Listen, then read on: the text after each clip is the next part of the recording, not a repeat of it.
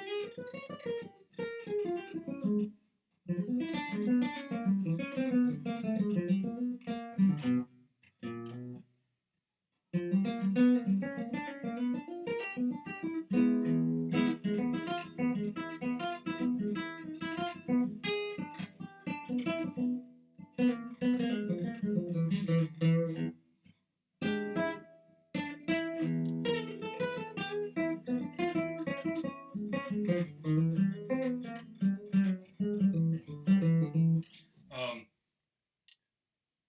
Thank you. I don't know if I answered your question or not, but I guess if you want to put it in generic terms, if we're going to talk about a blues, let's say we're going to solo, let's say we're going to do a B flat blues. That's a pretty common key.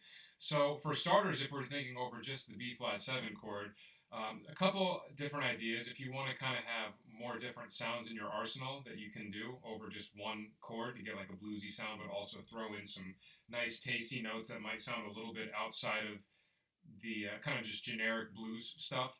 Obviously, start with your minor pentatonic. That's going to be the most generic, most bluesy kind of sound you can get. Like, people have used that forever. All right, from there, you can add the flatted fifth, get your blues scale. This might be basic knowledge to you, but I'll keep expanding from one scale to another.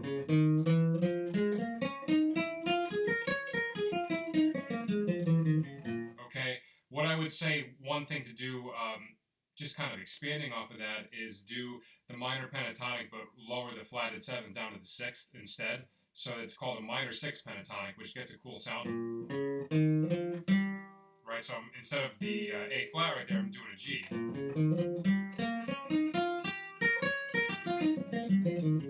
And that one, just adding that one note makes a really cool.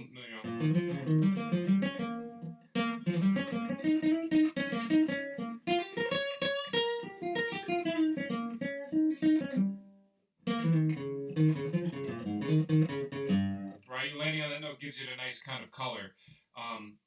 So those would be three just pentatonic scales you can experiment with. And then beyond that, I would say take like a B flat dominant 7 arpeggio, B flat, D, F, and A flat, and take each note from that arpeggio and experiment with. Let me just check the volume here. It looks like I might be distorting. Experiment with playing some chromatic notes around the notes of the arpeggio. So let's say we're doing B flat 7 up here. Take each note of the arpeggio, start with the root, and see if you can just, surround it with a couple of chromatics. So, for example, you can do like one below and one above. Right, so I did one note below the B flat, one note above, and then I land on the B flat. That you would call that a one below, one above pattern.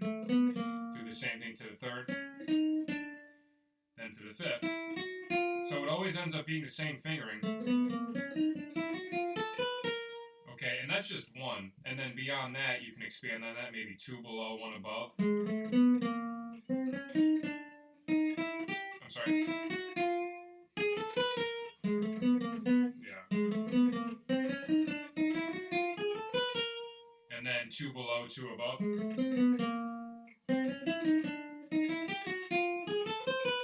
And you'll notice as you do it, there will be certain ones that you like better than others. So you're not necessarily going to use every single one, but through figuring out which ones your ear likes the sound of, you'll come up with the ones that you like the most and use those. Like I've practiced a lot of these chromatic approach patterns and stuff like that, and there's definitely a lot of them that I don't use that often. Like as you can see, like when I was demonstrating that, I had to think about a couple of them because I didn't. They just didn't really start to incorporate themselves into my playing. I didn't gravitate towards that sound as much. So figuring out which ones you like can go a long way. And so just based on that alone, let's say I'm soloing over like a B flat dominant chord, doing like a bluesy thing.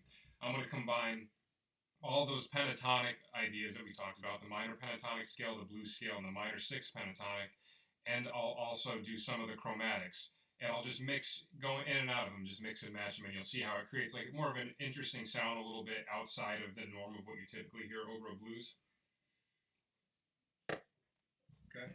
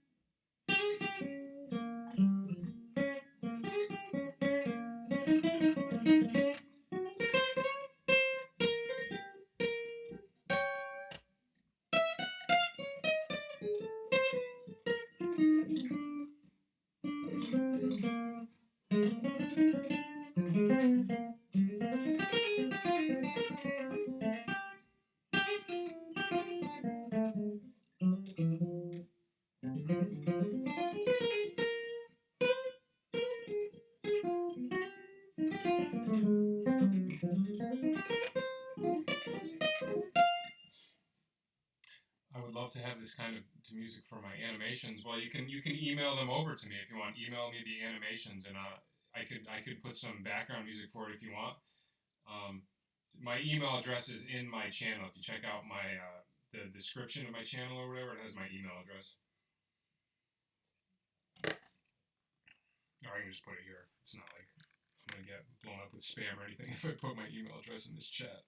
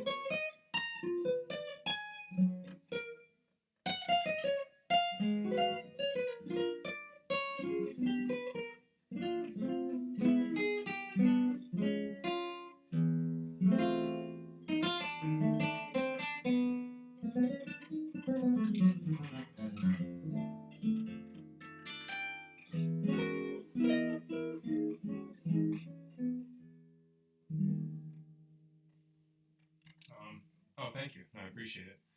Anybody in the chat, any song requests, questions, anything, just shoot them out into the chat room.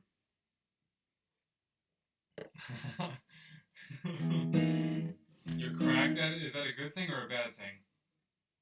I don't know. I can't tell if that sounds good or bad. Could be good, could be bad.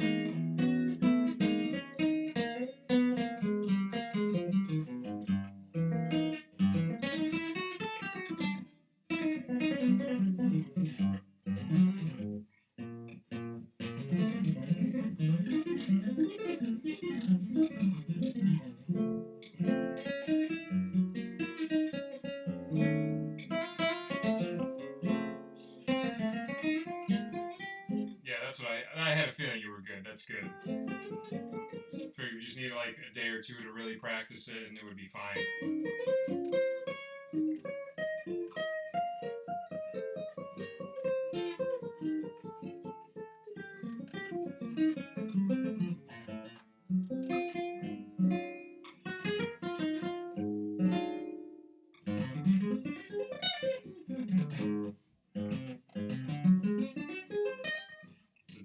It's like a tricky dominant flat five shape.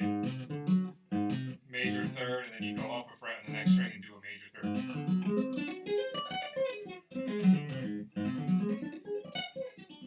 Oh, that's hard. You can really feel that in your pinky.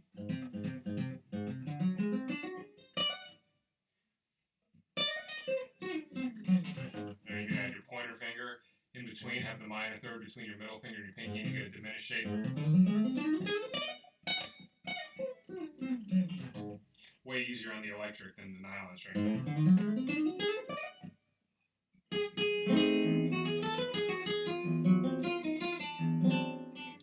Yeah, I did. I went to Western Connecticut State University in Danbury, and I did like my undergrad in jazz studies. Studied with a really great guitar teacher there named Chris Morrison. He's really the main reason I went to that school, because I lived pretty close to that school. I'm like about a half hour from there, and I had stumbled on this guy, Chris Morrison, who was the teacher there. I heard him at a jam session, and he just completely blew my mind. I couldn't believe how good he was, and I couldn't believe that he taught at a school that was so close to my house. So it was really convenient, and I really lucked out with him.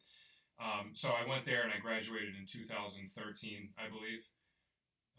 And I got to actually study. My last year, I got to study with Jimmy Green, the sax player. He actually took over the head of the jazz department in my senior year, which I was really fortunate to be able to study with him for a year and play with him a couple times. So that was a great experience.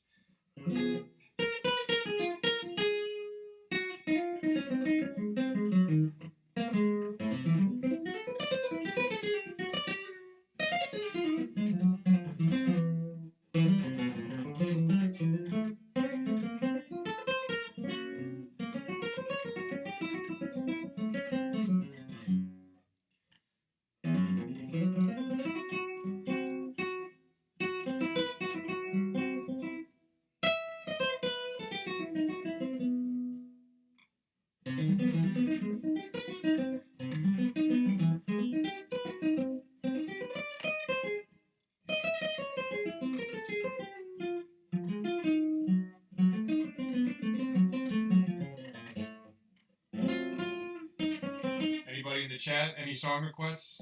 Try to put me on the spot.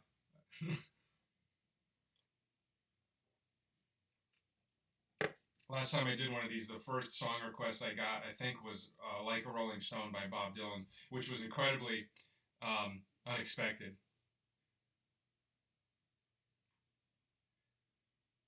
That's awesome. I've heard great things about North Texas. I'm pretty sure the guys from Snarky Puppy went there, if I'm not mistaken. But they have, they have a great program. They're really good big band stuff that I've heard of. That's great though. Yeah, definitely do that if you can. Yeah, and I think it is a good idea to get some of the basics out of the way before you get there if you can. So you're not, because I noticed at my school there were definitely some people who didn't have a lot of experience with, obviously not everybody, but there were a few people, that didn't have a lot of experience with jazz when they first got there. So, a lot of it is very much like trying to play catch up. And I'm sure it could be very overwhelming because for me personally, when I was learning jazz, I really had to take my time with it and really figure out a way to kind of have it make sense to me, because everybody has a different method of teaching and everybody has a different way of kind of thinking of theory. So it took a while for me to really get comfortable with the theory aspect of it and think of it, kind of like shape my brain to think in those terms. And I think taking some time to be able to do that before you go to school for jazz is definitely helpful, because I think you'll get more out of it that way. But yeah, definitely, that's great. Do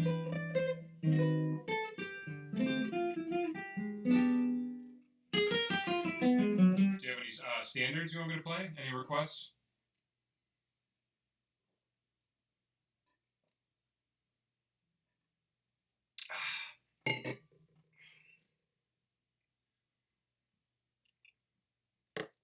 Coffee and water are my two things I always alternate between.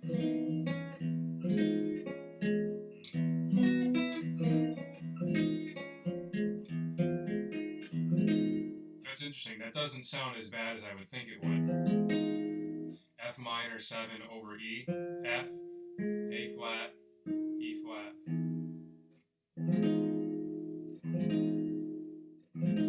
Interesting, but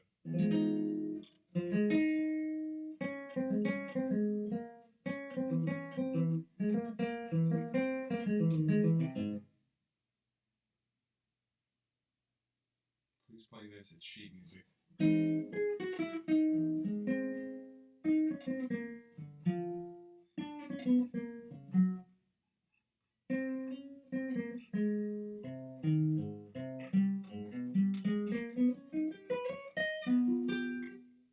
It's sheet music. Do you have the sheet music for me?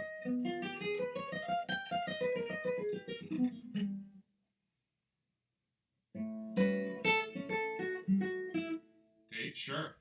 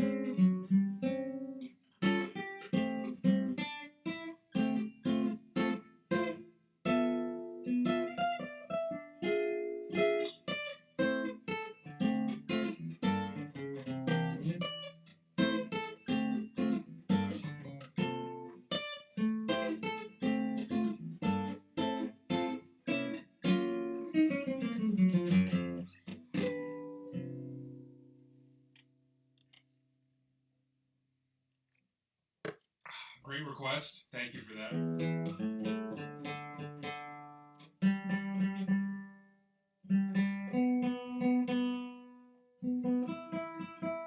going to turn the delay a little bit down on this. A little high.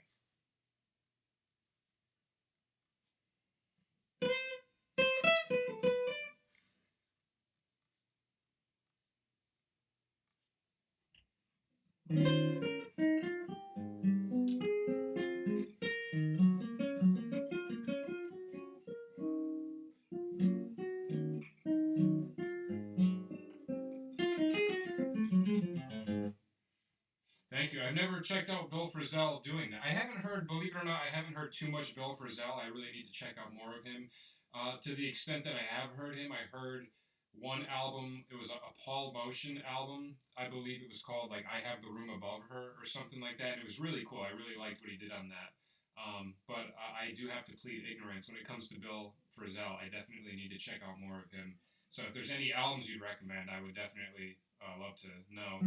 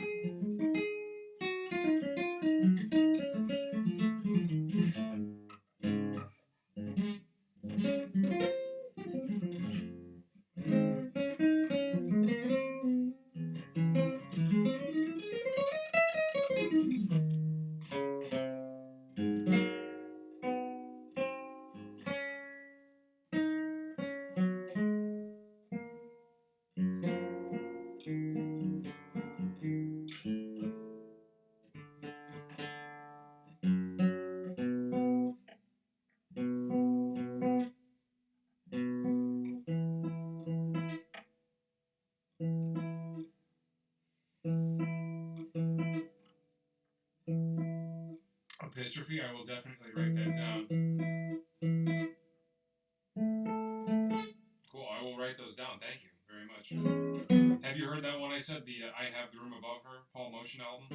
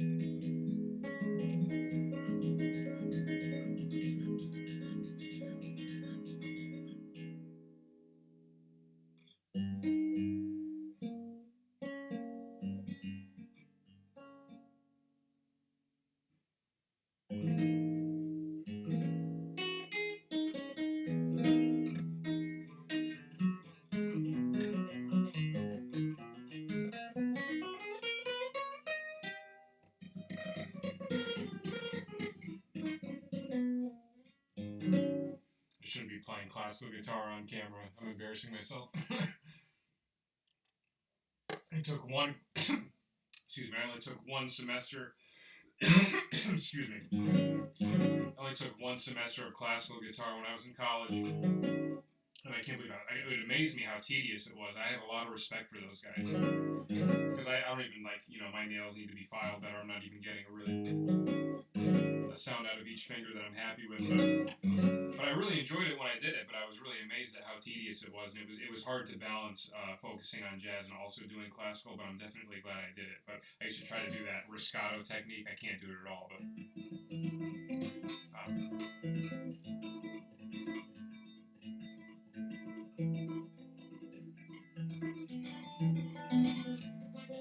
yeah, I can't do it. There was like a little period where I practiced it like hours every day, and I got it kind of fast.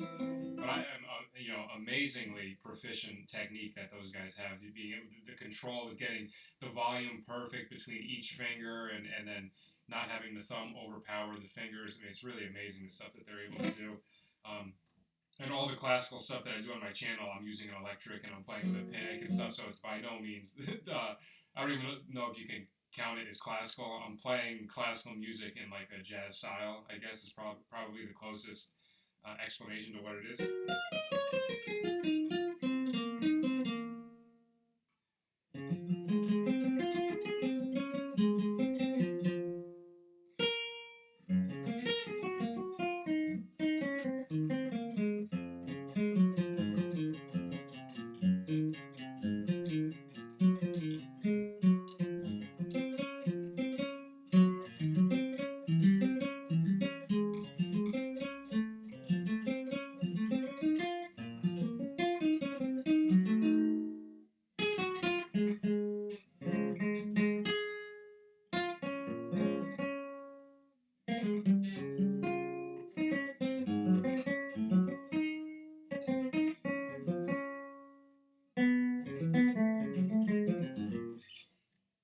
Yeah, the Villalobos stuff is incredible too. I did a little bit of that, and that's one of the reasons why on my channel I do a lot of either I'll take some classical piano stuff, and do it for the two guitars, or I'll do some of the classical piano voicings and I'll put them on guitar because I think there's so much great knowledge to be learned in classical music, and finding a way as a jazz person to be able to take some of those classical things and apply them to a jazz setting. I think there definitely is a place and a usage for that, and I don't think it's been explored that much. Obviously, there are people that have done it, but a lot of those Ravel and Debussy voicings and stuff like that. I play some piano as well, so I would try this stuff out on the piano and explore some of these voicings, and it would always have like a very specific sound that I really liked, and I always wondered, like, is there a way to emulate some of these on the guitar? And some of them can, a lot of them can't, but you can find some that aren't the most typical kinds of voicings you would play on guitar, but you can find them and you can translate them over, and they, you can get a lot of, use out of it and get a lot of cool new ideas, just different ways of harmonically maneuvering yourself around the fretboard and stuff like that.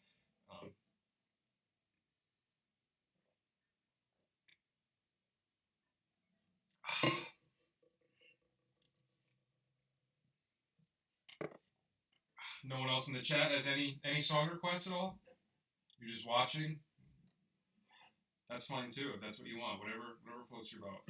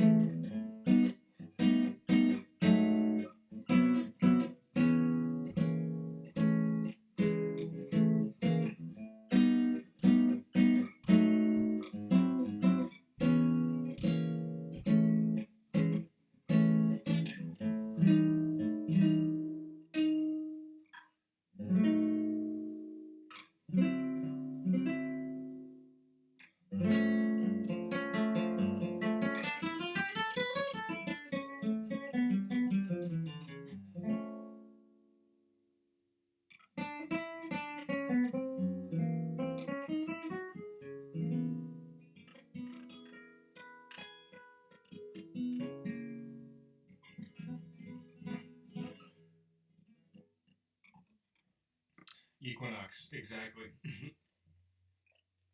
Good dog, happy man. Okay, I'm gonna write all of these down. Thank you. Yeah, it's about time I got around to checking out Bill Frisell. There's just like a couple of guitar players I've been late bloomers to. Like Bill Frisell was one. Bill Frisell, Mike Stern. I haven't checked out a lot of Mike Stern. Who else? I was a late bloomer on Jim Hall for a couple of years, but I mean I've checked out a ton of Jim Hall at this point. I love Jim Hall, but he was one of those guys that I didn't immediately check out with all the other jazz guys. Um, there's a few others. Who are the others? Um, for rock, I would say a guy I was a late bloomer on was George Harrison. Because I always had this image of the Beatles in my head and stuff like that. But then when I actually listened to a lot of the solos that he does, and just the kind of stuff he writes, an amazing writer, great guitar player, really good slide player. Um, Definitely, I think one of the best rock slide players for sure. Standards, yeah, okay, cool. I will check that out. Does he play standards? Can I assume that? Because I love hearing guys play over standards. Hear the kind of stuff they come up with.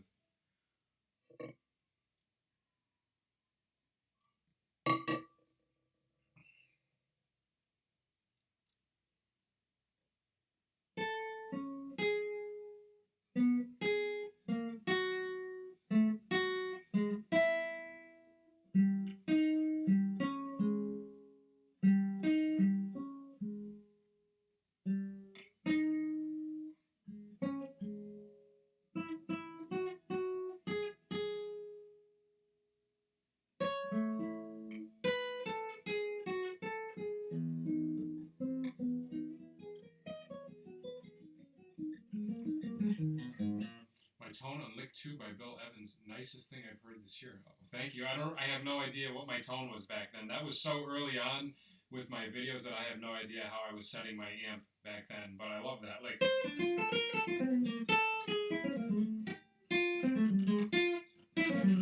I think that's it if I remember it.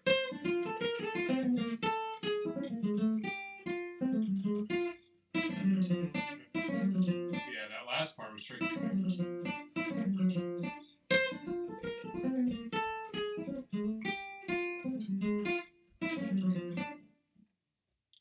Biggest inspirations in music and or life? That's a deep question. Great question. Let me see. For music, I'm all over the place. Definitely a lot of classical composers. As of late, Alexander Scriabin has been a huge influence. Um, Prokofiev, I really like a lot, particularly for their just the way they utilize harmony and the especially the way they write for piano. I'm really into that. Biggest as far as guitar goes, Alan Holdsworth is definitely one of them. Not even necessarily that I want to play like Alan Holdsworth, but he's just constantly a source of inspiration. Where anytime, like, if I watch any sort of thing of Alan Holdsworth playing, I'm immediately freaked out and feel like I need to go practice. So definitely Alan Holdsworth. Who else? For compositionally, my biggest inspiration probably for composing is Tigran Hamazian. I think I'm saying his last name right, but he's an Armenian piano player. He does a lot of cool, um, how do I describe it? It's original, original compositions. It has like a modern jazz kind of feel to it, but also much heavier. Um, it's kind of like heavy piano, progressive jazz. It's really hard to explain. It's almost it's some of the heaviest piano music I've ever heard, but I really like. I'm into a lot of different kinds of music, the prog rock, the metal, the jazz, and stuff like that. So I like that compositionally because it fuses together a lot of the stuff that I'm really into. Another one, obviously, one of my biggest influences, just based on how many Beach Boys videos I have, but Brian Wilson is by far like one of my biggest influences, songwriting wise. And yeah, Tigran is incredible. Who else? I mean, that's a great question. Who else would I say?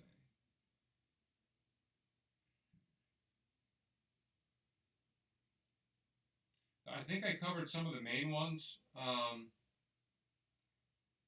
trying to think of some other guitar guys. There was Scott Henderson for sure. Scott Henderson is very inspiring. Um,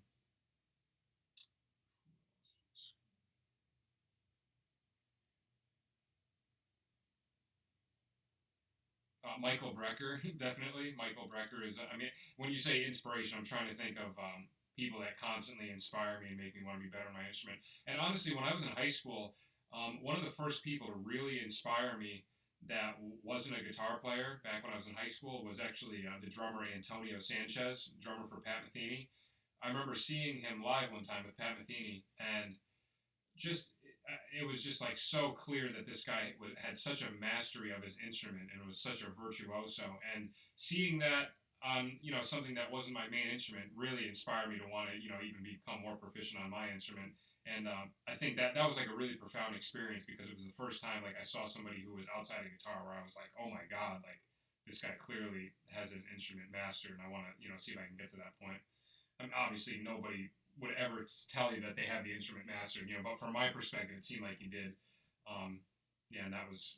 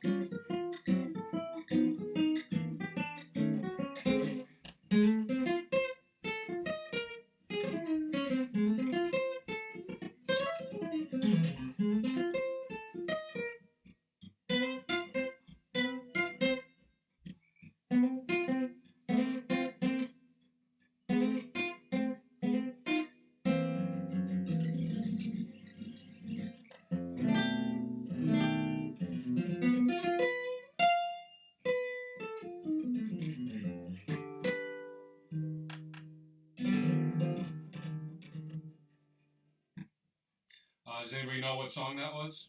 We can play Name That Song if you want. I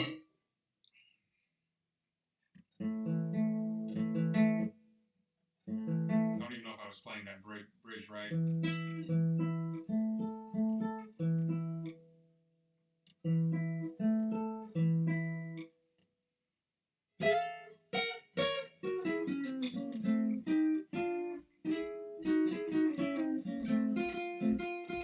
Oh, thank you. Thank you, by the way, for the kind words. And thanks for the question. Need all the help I can get in these. Yeah, well, you need it. Yep.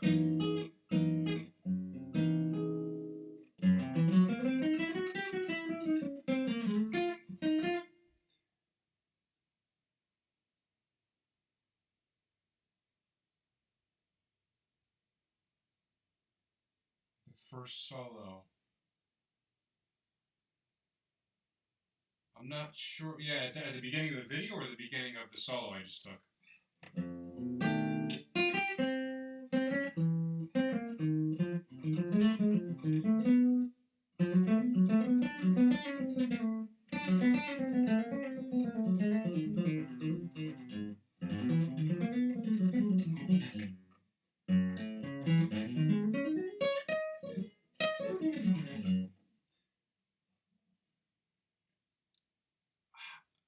That's a great question. I was going to do a video on this actually because I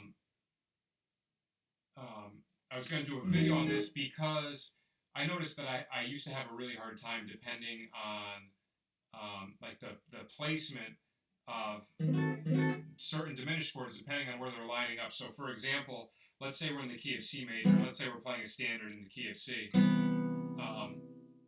So let's say you go from a C major chord, C major 7, to a C sharp diminished chord. That has one specific kind of function, but let's say if we started on C major 7 and then we went to E flat diminished, those are two completely different kinds of functions. So basically the difference is there's two types of diminished 7 chords, ones that are functioning as 5 chords and ones that are functioning as like chromatic passing chords. That usually happen on the flatted third of whatever key you're in. So I know that's a lot of information. I'll get more into each of them. So if we're going from C major 7 to C sharp diminished 7, that C sharp diminished 7 is really functioning as an A dominant flat 9. So I'm not sure if you know how diminished 7 chords can function as dominant flat 9 chords, but that's like a big part of how you know whether or not, how you know how to play on whatever diminished 7 chord you're on. So, like if you look at a diminished 7 chord against A, C sharp diminished against A, right? The C sharp is the 3rd, the E is your 5th, the G is your flatted 7th, and the B flat is your flatted 9th. So it's like a dominant flat 9 arpeggio without the root. So if I am soloing and I have C major 7, and then I go to C sharp diminished 7, I can think of like an A altered kind of sound. Or I can think of like a diminished, like a half-whole diminished scale, to A half-whole diminished.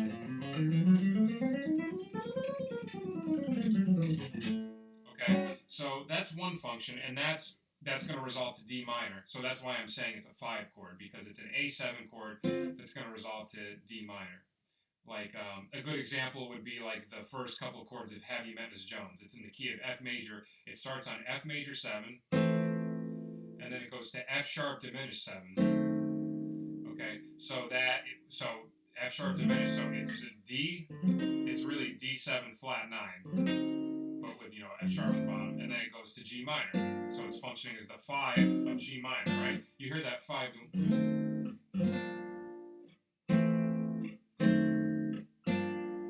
dominant resolution.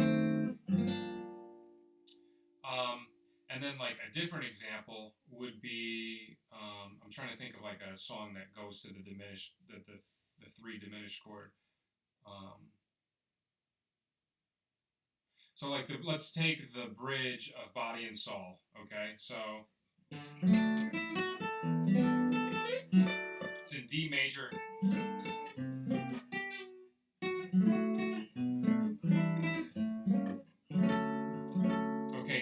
goes to C major, and this is what it does. It does D minor 7, G7, so 2, 5. Then it goes to C major. Okay, sorry, intonation's been bad on this guitar. So with D minor 7, G7, C major 7. Now, then it goes to E flat diminished 7. Okay, and then after the E flat, it goes back to D minor. So if you look at that, there's no way that you can view that as a 5 chord, right? Because it's going from E flat diminished 7 to D minor. So that resolution doesn't line up in a 5 to 1 kind of resolution at all. So that's when I was saying the other function is for like chromatic passing chords. You have a diminished chord on the flat 3, and then it goes down to the 2 chord, the half step down from E flat to D. So over that one, you think that's where the whole half diminished scale comes into play. You use the whole half diminished scale when you're soloing over diminished 7 chords that are functioning as like chromatic passing chords. I know that probably everything I just said probably sounds like a ton of information, but that's how I could answer your question. So, if you want to keep rewatching this video, just rewinding it and just, taking notes or whatever. I know that's a lot to take in at once, but that's where the whole half diminished comes into play. So you'll see that sometimes, like, let's say you're doing, let's say we're doing a song in F major, and the turnaround at the end, it goes A minor. I'm sorry, let me do this. Bye Bye Blackbird, this is another good example. F major, 2, 5, 1, 2, 5. Now right here, F major, the 1 chord, and then A flat diminished. So that would be, and you can definitely tell based on the melody that that's whole half diminished too, because the whole half diminished scale, the interval-wise, is root, second, flatted 3rd, 4th, flatted 5th, flatted 6th, natural 6, and natural 7. So it has a natural 7 in it. So anytime you see a chord that says like diminished 7, diminished major 7, that's a whole half diminished that you use over that. So like in this melody on Bye Bye Blackbird, when it goes, I'm sorry, right, the A flat diminished, and the melody is G. So you have the major 7 in the melody. And for me personally, I find those chords a little bit harder to solo over because I'm much more comfortable maneuvering around the half whole diminished than I am around the whole half. But there's a lot of great, like Oscar Peterson, I think, does this really well, like playing over that flat 3 diminished 7 chord. Like I remember in the song Night and Day, it has, if you're doing an E flat major, it has that part where it goes A half diminished, A flat minor, G minor, G flat diminished 7, so that flat 3rd again, and then 2, and Oscar Peterson went like, here.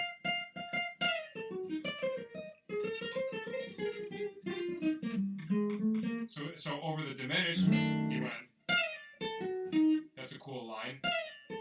Lines up perfectly with that G flat half whole diminished.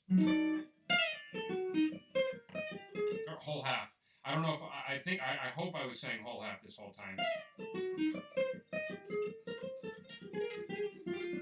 he does, that's actually the first lick of the week I ever did, was that lick.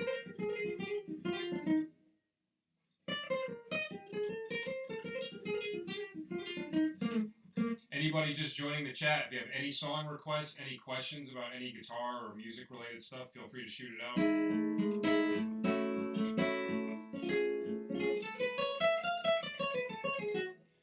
How do you go about playing extended chords? Do you mostly like a drop 2 chord or perhaps like another triad to get those extensions? That's a great question. Believe it or not, I never knew what the term drop 2 meant until I started playing piano, like doing more jazz piano stuff, which is funny. I just learned all the inversions of the voicings on every string, and I wasn't even really sure what they were called. I just did all the strings and inversions. But I obviously know what a drop 2 is now. But when I'm doing chords, basically what I do is depending on where I want that. I'll basically take all the chords I'm already comfortable with, and I'll experiment with moving notes on the insides of the chords to see if I can come up with more possibilities. So let's say, for example, let's take like a G major 7. I know all the inversions, right? And then we do it on every string.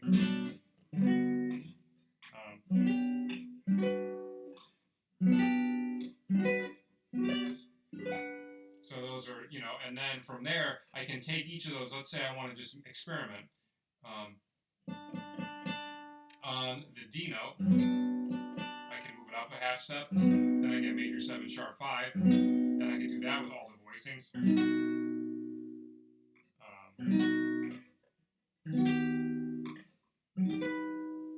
Right? I haven't done these in a while. But, here we go.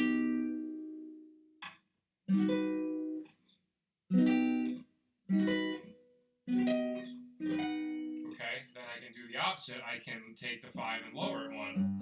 Then I get Lydian. And now all of a sudden, because I'm taking all these little changes and applying them to every inversion, I'm getting, for every one chord that I'm coming up with on this bottom, I'm getting like, 3, 6, 9. I'm getting like 13 or 14 more just from going through the inversions and modifying the notes. So now I have, this one's wacky. And not all of them work, Yeah, some of them are definitely a pain. This one would be, that's a nice one.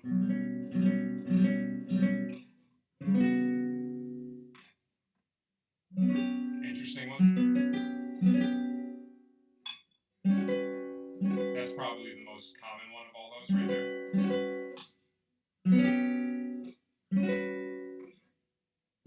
This one's cool. Kind of hard. Okay, now I'm going to do the opposite. Instead of going up, I'm going to go up to the E now on the top. So now I have this. I haven't done this one in forever, so give me a second. Oh,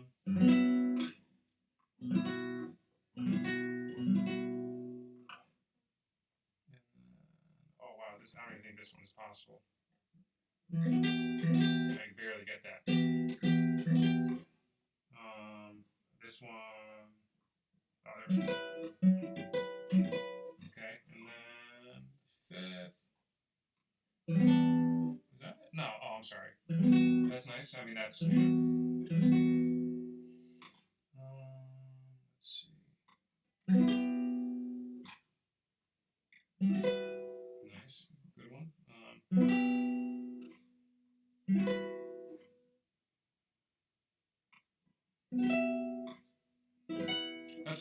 So this is all one example of something that I would do. There's so many things that you can do. Another thing that I've done, and I'm just giving you as much information as possible right now. So like I said, if this is too much, just keep rewinding the video and going over this stuff. Another thing that I like to do is take every scale that I know. So let's say I'm doing, in the case, G major again. Be able to do the scale on one string, and then for practicing getting extensions in chords, I'll try to build a voicing with every note on top. Every note of the scale on top. So I'll give you an example. I'm going to walk through the whole scale, and I'm going to have a chord for each one of those notes.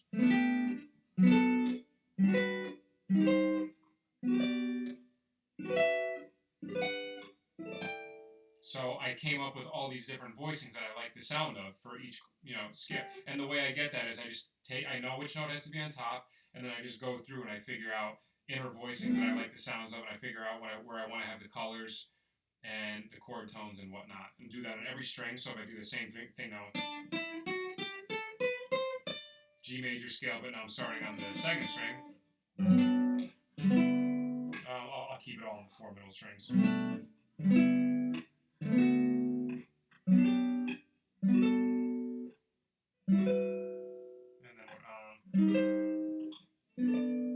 Something like that. And then if you can get stuff like that going, then if you're looking through the real book and checking out a standard and you want to do a chord melody, you have no matter what kind of chord quality, you have a voicing that you can harmonize it with. So that way, because that's the thing that happens a lot of times when you're trying to do chord melodies, is you'll have a chord, you'll have the voicing, that you got to cover, and then you'll have the melody note on top. And a lot of times you might be thinking to yourself, like, like I've never, harmonized that note with this chord. Like, how do I come up with that? Um,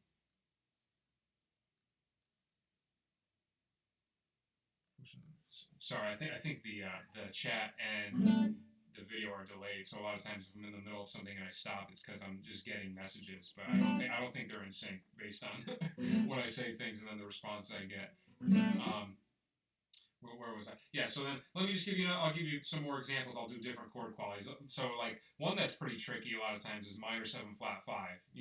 So I would start with just this. I'll do G half diminished. Do all the inversions.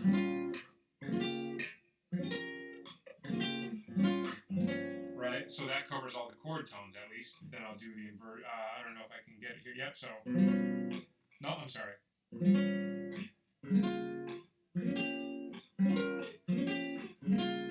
All right, and then top 4 strings.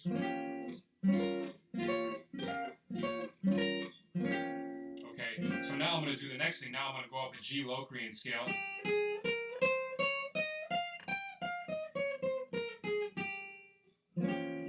First string, and normally what I do with this one is I don't do I put a natural 9 on it. I've never encountered a chord melody ever, and I'm sure that they exist. I would love for somebody to tell me one, but I've never encountered a half diminished chord that had the flat 9 in the melody. They always usually raise it to the natural 9, do a Locrian natural 9 sound.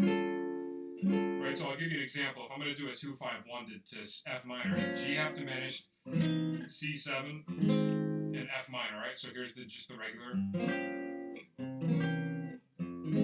Okay, this is going to be the flat 9 on top. All right, that's the. Okay, but now I'm going to put the natural 9 on top. What's a good voicing? Nah, that's not a good. What's a good voicing? So like that. Sorry. Right, the natural 9 has a little bit more consonance to it because it's not a half step above a chord tone. Anytime you get a note that's a half step above a chord tone, it's going to have a pull down. That's why anytime let's say you're playing over G major, and if you're playing in a G major scale and you're soloing,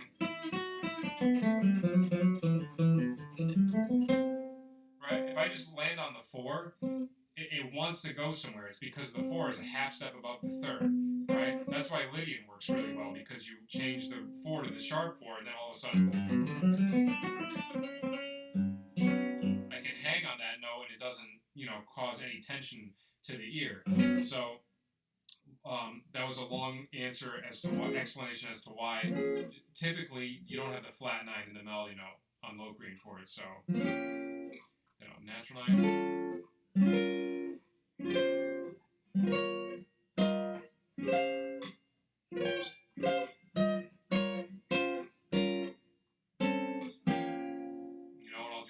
String group, and then do that with every chord you could possibly think of. Anytime you're going through a real book and you see a chord that you're not that well versed in, try it out. So if you see a minor major 7 chord, do the same thing. Be like, all right, all minor major 7 voicings for G, so G melodic minor.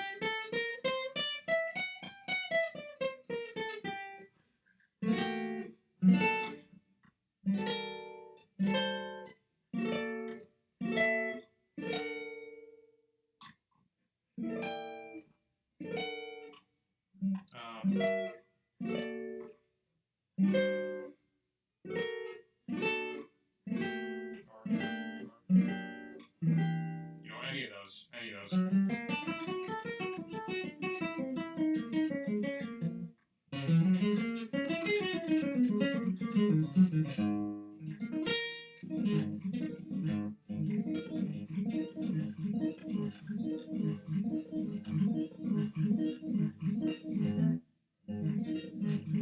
We're trying to get like these Frankenbali kind of shapes going more. Desafinato, yeah, absolutely. Let me see, I played this in a while.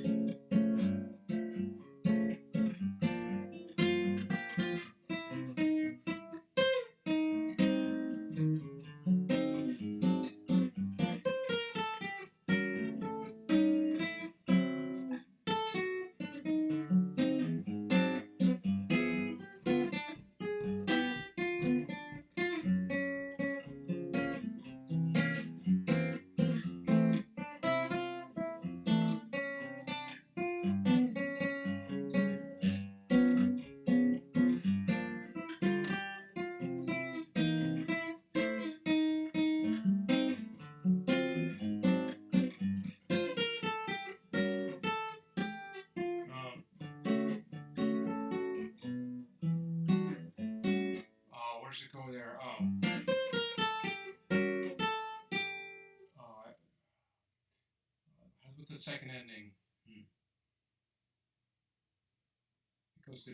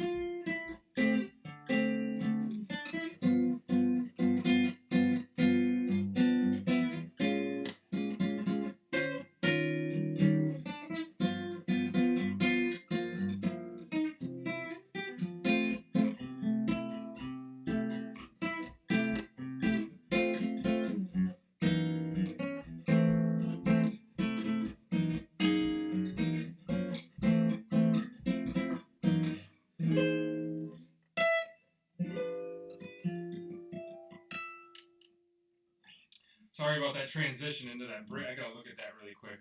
I haven't played that song in a while. Let me just see what the bridge. I know it does a 2/5 to A major. Let's see.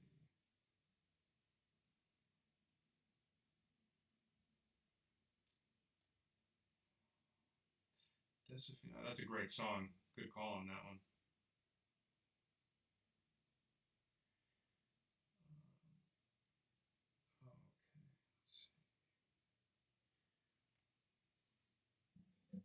Oh,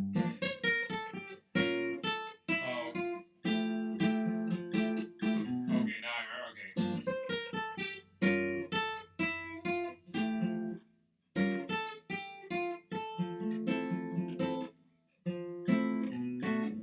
Yeah, so it's G minor, B flat minor, F major, and then the 2/5 to A. Hey Jackson, So, what kind of musical work are you doing these days? I'm looking for new ideas on how to earn money other than teaching lessons and playing gigs. I wish I had a good answer for that because that's pretty much what I'm doing right now too. I'm doing a lot on the YouTube channel. Obviously, I mean, I would love to see if I could eventually get to a point where I can make some money doing this. So that's really just been my only other project outside of teaching and playing gigs to try to make some money doing music stuff. I also am hopefully going to try to write like a chord book at some point in the future, and I'm not sure how much money that would generate. But that's like one thing. Obviously, that's not going to be like a full time job that'll sustain me. But those are the two main things that I have going on outside of lessons and gigging that I'm doing. Other than that, I had somebody pay me recently to do like a transcription job, which was cool. So I started just putting on my channel now that if I offer that too, if anybody wants, they can if they want me to transcribe a solo for them or something like that, I can do it. And we can work out a fee and stuff like that. Um, so yeah, I mean, like I said, I only did that one time, but that would be cool if somebody reached out and wanted to do that again. But I'm sure there are plenty of people that do stuff like that. And I haven't looked into this, but I know there are also some people who do copy work where they handwrite charts and stuff like that for people. I don't know how much work there is in that, but that's always something worth looking into as well.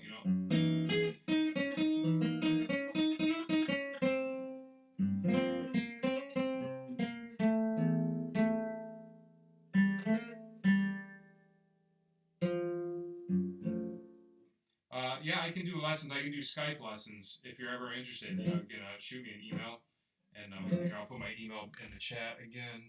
Put it in there way earlier. Yeah, I can do Skype or FaceTime or any of that stuff.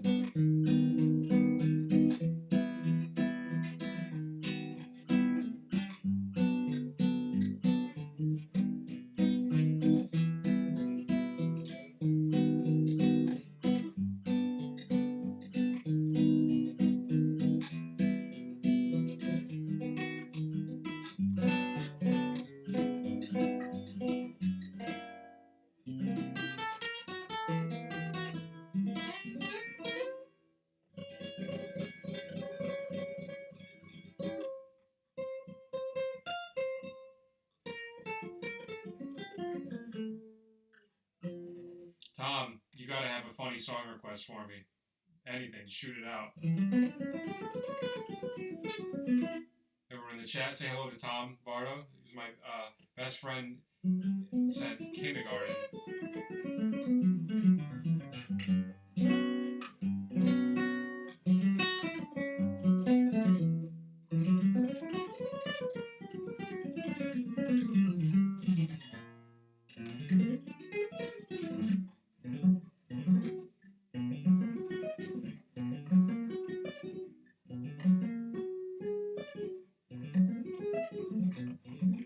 Trying to get a lot of those Frank and Bali sweeps going. They're so hard.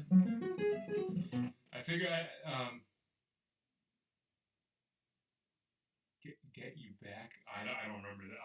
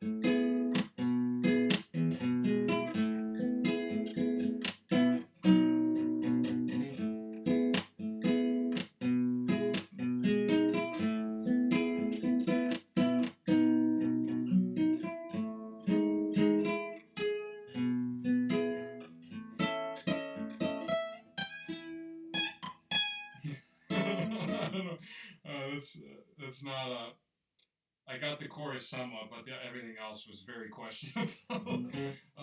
Frank Zappa, I don't have too much Frank Zappa. I have a couple things. What are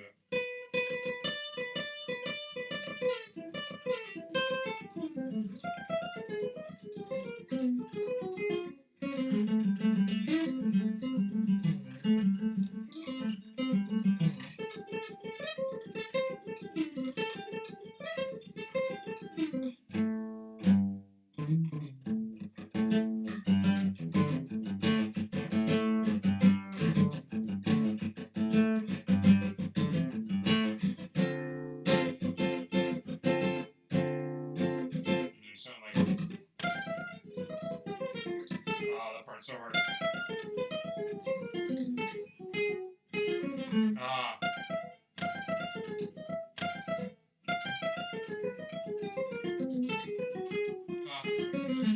That's a great picking exercise because it's so uncomfortable and impractical on the guitar. I think I've seen Dweezil do it on the guitar too. I think sometimes when they do it live, they do. I don't know if Frank ever did it on the guitar, but Dweezil's definitely got some chops to be able to do that.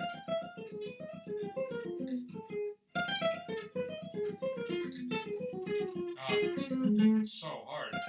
I'm probably not. Maybe there could be a better fingering.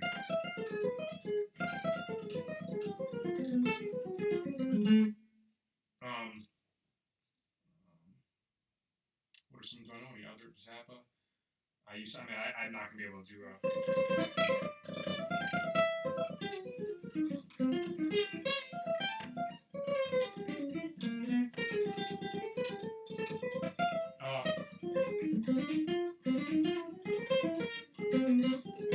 I'm not gonna be able to get through all that. What was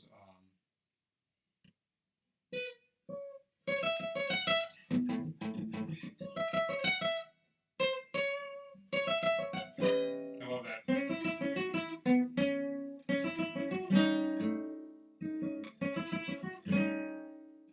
little sharp 11 he throws in there, that's really cool.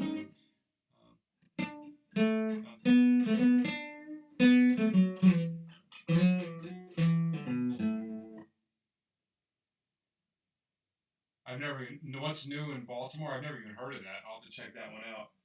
Let me see. And then I got a request for Blue and Green. So we'll change gears for a second, go back to some jazz, and then figure out.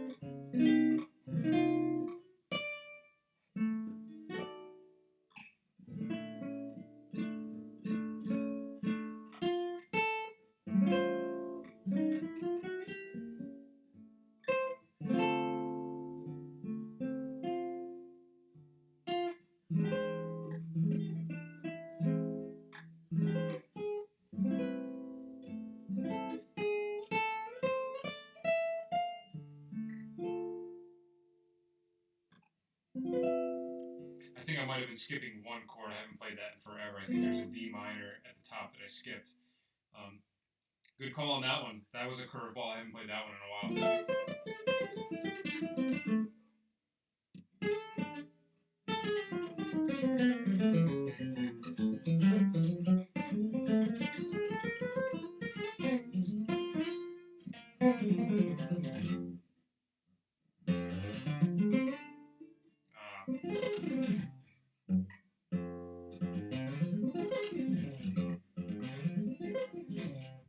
Forget my Gambali.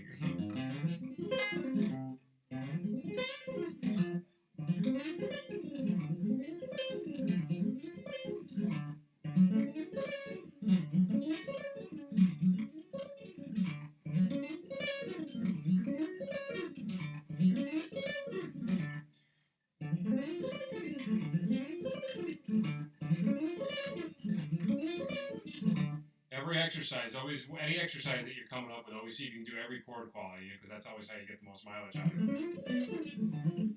So I just did that again, Bali sweep, and I started with like a minor 7 flat 5 shape, D minor 7 flat 5, then I did major 7, major 7 sharp 5. Maybe I'll try the flat 5. That's a hard one. Major 7, minor 7.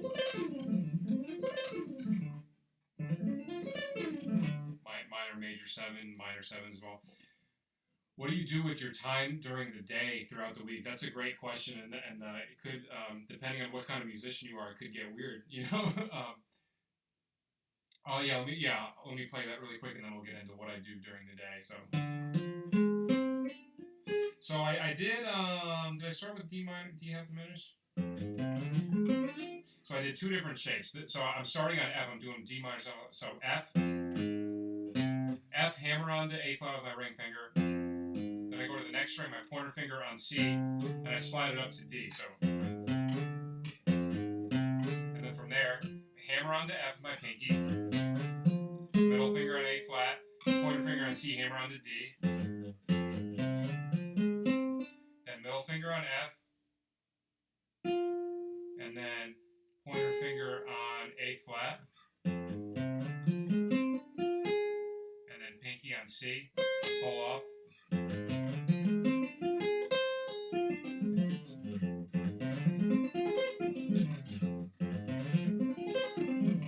That's the first one. That's so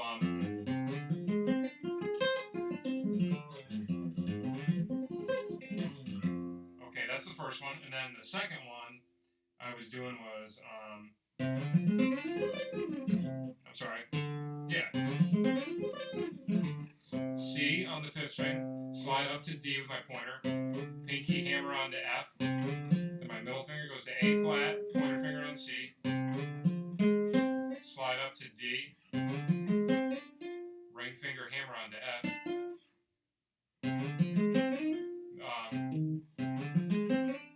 middle finger on A flat, and then pointer finger on C, hammer on to D. Whenever I'm sweeping too, whenever I get to the top note, I always pick it, because if you get a nice pick, like an upstroke, it'll give you more momentum coming back down on the sweep, a little bit more clarity in the notes. Some people will hammer on the last note of the sweep. I always prefer to pick it.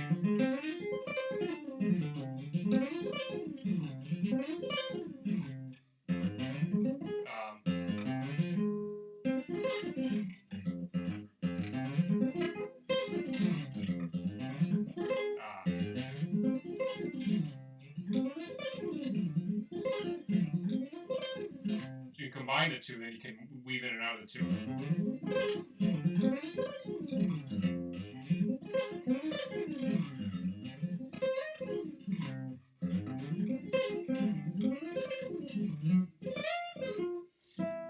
Take a break from that for a second. I like that one. So during the week, so I usually go in to teach around like 2 or 3 normally if I'm teaching during the week. So I usually, I always, because I'm always doing the YouTube channel, I'm doing the 3 videos a week, so I always have those things that kind of keep me having some sort of goal every week. So even if I have nothing else going on musically, I always am making some sort of video. And then just studying a lot of different stuff, whether it's reading books about music. I read a lot about composers and stuff like that. And also just study like music. I'll go through some classical stuff and just find different chord movements and stuff like that I like the sound of, and just highlight them and try to just analyze them and see what's going on. Just trying to never get stagnant. That's like the main thing. Always having something to get your mind going, and there's always something to learn in music, which is so great about it.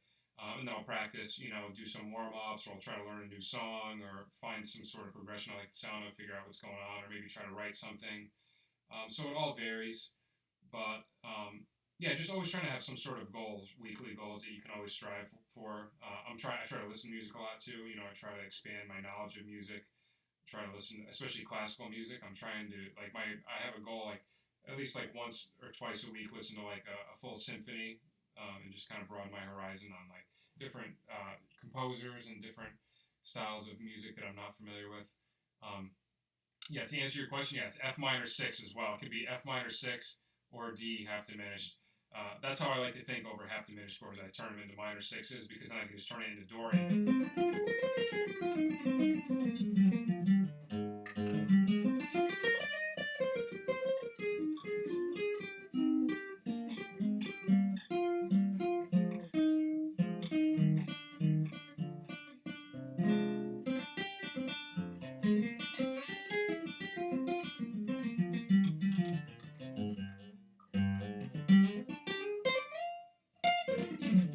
Yeah, so you turn it all think of Dorian instead of Locrian, which is really convenient. Um, I thought first getting into jazz was hard. Then I started getting into classical, and it's like, where do I go or even begin? Yeah, I wouldn't say I'm even a classical musician or classical guitar player or anything like that. I'm definitely a jazz guy, but I like to study classical music. So um, for me, honestly, a lot of it is just the piano stuff because so much of the piano stuff can be translated over to the guitar. So I just like to check out a lot of classical piano, and I found some guys that I really like Scriabin and Ravel and Debussy, Eric Satie, Francis Poulenc, Stravinsky, Prokofiev, Shostakovich, mostly French and Russian for whatever reason. I kind of gravitated towards, and a lot of that definitely has a lot of cool harmonic stuff that can definitely be visualized in a jazz context. You can translate it over. Um, yeah, for listening, honestly, I listened to classical for a long time, and for a long time, I just never heard any composers that really caught my ears, so I didn't get into it. But I think you just got to listen to a wide variety of it and then find a composer that you really like and go from there. And for me, that first composer was Ravel, and I just went through like all of his stuff. And then I realized, I did some more research and I realized that he did, it's called Impressionism. It's a specific type of classical music from the late 1800s, early 1900s in France. And so then I was like, all right, who are some other impressionist guys? And I was like, oh, I know Debussy. I was like, I always like Debussy's music. I know Eric Satie, and found composers through there. And then through reading about those guys, and then you find out about some of the other guys who were coming out around the same time as them, Stravinsky, all those Russian guys, and just going from there. And then so now I'm trying to get into Mahler. I'm trying to listen to some of Mahler's symphonies because I've that's another thing too. Like if you hear somebody mentions somebody a lot, I've heard of numerous people tell me that Mahler's Ninth Symphony is incredible. So just add it to the list of things to check out, and a lot of it just comes from there. And I post a lot on Reddit too. I go on the classical music subreddit. Like the other day, I was looking for some new piano sonatas. So I just said like, what are 10 piano sonatas that you'd recommend, like top 10 of all time? And I got all these varying answers. But then you go through and you look at the answers and you see that there's a lot of mutual ones that pop up in a lot of different people's answers. So then you kind of start to see a lot of the general consensus on what are considered some of the best pieces to check out. Yeah, I haven't checked out any Schubert, or I don't even know who that first guy is, Arvo Part. Never heard of him, but I did check out some Bartok. I really do like Bartok a lot. Really interesting stuff. Um, and yeah, I'm intrigued by the Hungarian composers. I want to do some more research into those guys. You have Bartok, and then Liszt, I believe, was the other one. Who I was doing some reading about Chopin, and apparently like Liszt and Chopin were two like famous like feuding musicians back in at that period of time because they were both piano players. They both wrote a lot of piano stuff and were very proficient piano players, and were both around at the same time. So it was kind of like one of those famous feuds that I was reading about. And I do love Chopin. I want to check out some Liszt. Yeah, I've heard about Ligeti too. I've never checked him out, but I've also heard his name too. So I'll write his name down. Another person to check out. But um, yeah, there's just so much amazing classical music out there, and I could totally understand how it would feel overwhelming not knowing where to start. But I haven't even and there's so many things I haven't checked out. I haven't checked out much Mozart, Beethoven, any of that older stuff. Most of the stuff that I've checked out is more from like the late 1800s, early 1900s.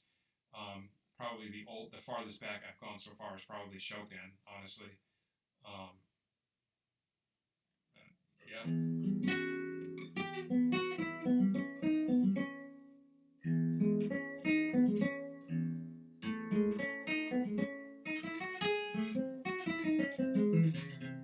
you know a voicing on the guitar for a major chord with another major chord a half step up?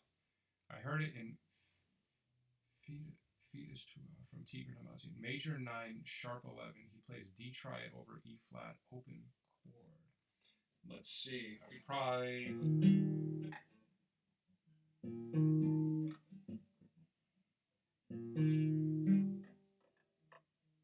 Let me see if that's possible. That would probably be the closest I can get to doing that.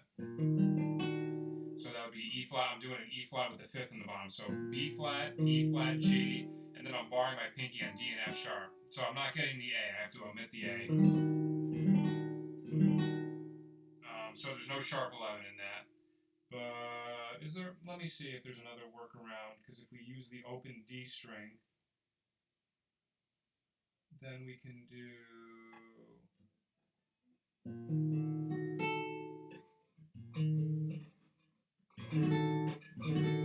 That would probably be the only way. You'd have to use all 5 of your fingers and skip the 3rd string. So that would be B flat with my middle finger, E flat with my ring finger, open D. So now doing thumb, pointer, middle. Then I skip up to the 2nd string, put my pinky on F sharp. And then my my pointer finger is going to go on the A, and then probably, unless there, I mean,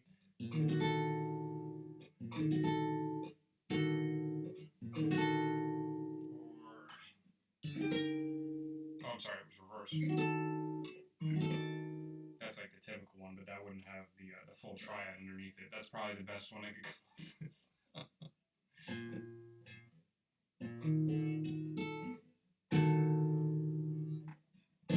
What Tigran song is that in?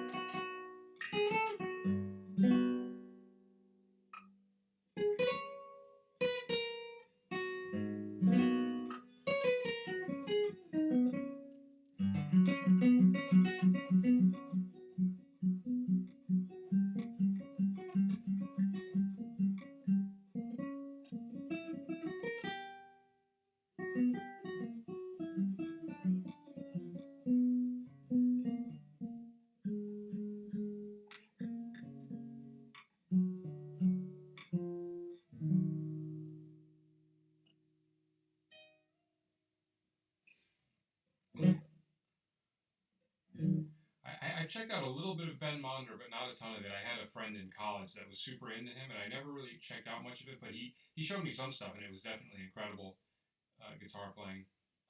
Really, especially like some of that finger style stuff. I think it was finger style. He showed me like his book of like these crazy like solo guitar pieces that he wrote, like all these wacky atonal. I don't know if it's atonal, but it doesn't sound very tonal to me. But it was really cool, really interesting stuff. I definitely should check out more of him because I'm sure a lot of it is very similar to a lot of the more modern classical piano type stuff. Moonlight by Satch. Which one is that? Let me check that out. Let me see if I remember that. I think it is. I think it's Strange from Strange Beautiful Music. I think Moonlight. Hmm.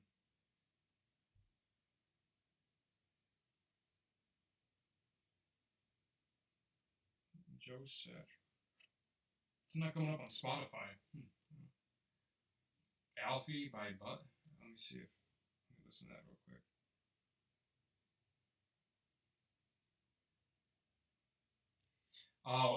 Burt, yeah, Burt Bacharach. That's a beautiful. I love that song. That's a beautiful song, but I don't know how to play it. But I can do.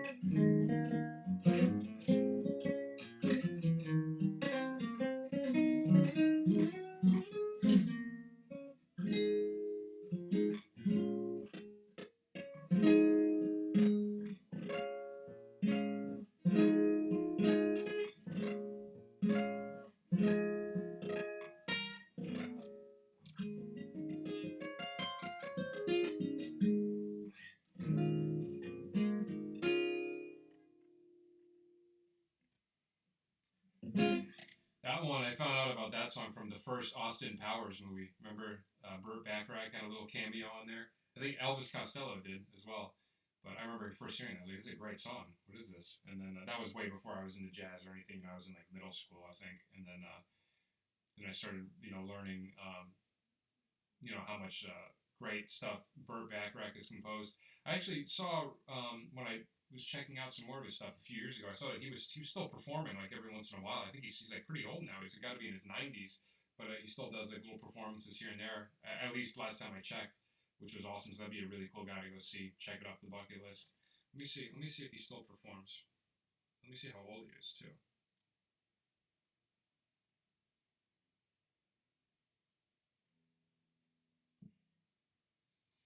He's 91. Let's see if he still performs.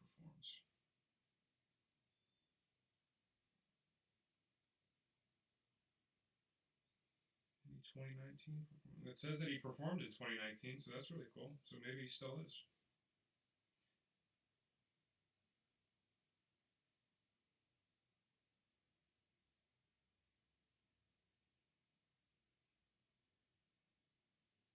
Burt Bacharach.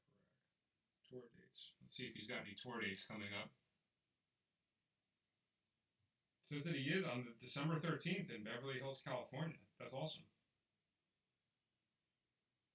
That's really cool. Good for him. Midnight. I do not remember it.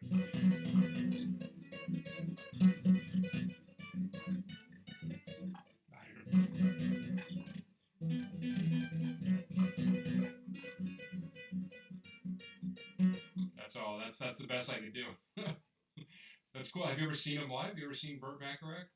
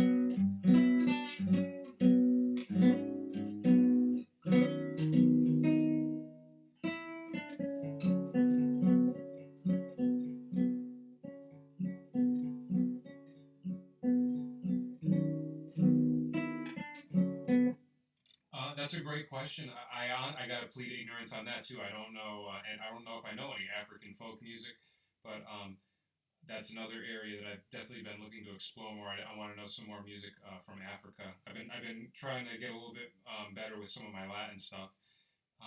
So if you any albums or any artists you'd recommend for some of the African stuff, I would definitely love it. I don't know if Milton Nascimento counts. I believe that he's somebody I've checked out a little bit of. I don't know if that would count. Fela Kuti, you know.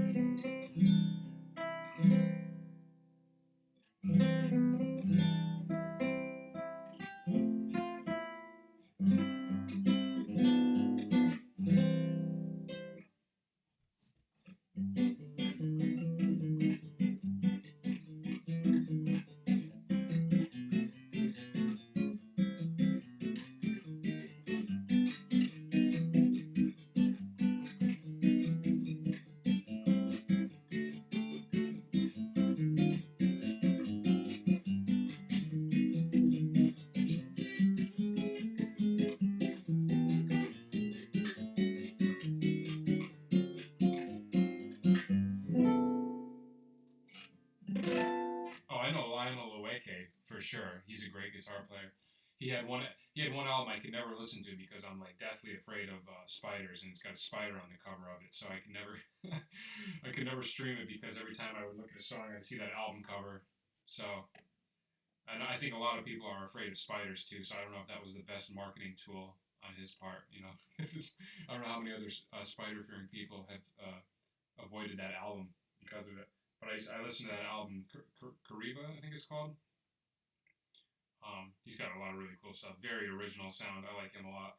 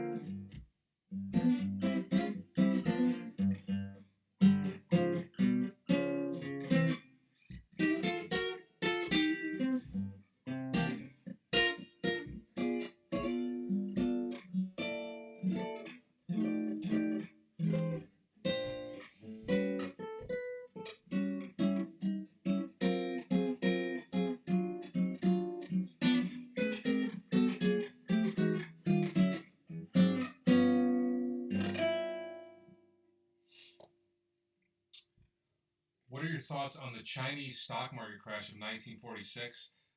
I don't know enough about it to comment on it, but I think I would safely assume it probably wasn't a good thing and probably should have been avoided. I think anytime the stock market crashes, if we could fix it, I think most people would agree that's the best case scenario.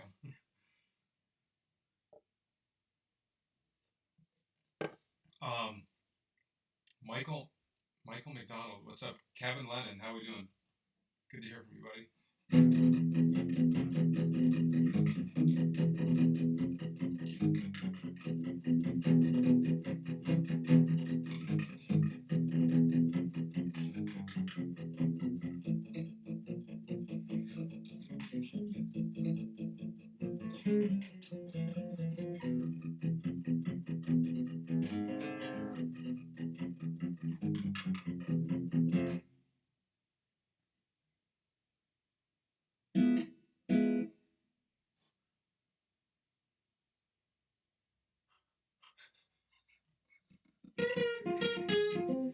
I'm not answering any political questions. I don't even want to touch that. I don't want to touch any of that. This is a fun channel. It's got music stuff, and you can ask me questions about life and stuff like that. But I can't. I'm not commenting on anything political. If I ever did any political stuff, I would do an entirely separate YouTube channel just for that because it's too toxic to even touch. And thank you, Thomas. That's very nice of you. I do what I can.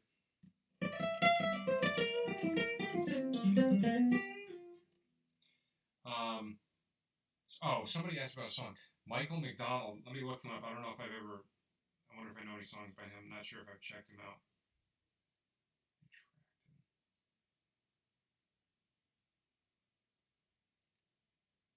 Favorite restaurant is Sally's Pizza in New Haven. Oh, Mike McDonald, I guess, did some Steely Dan.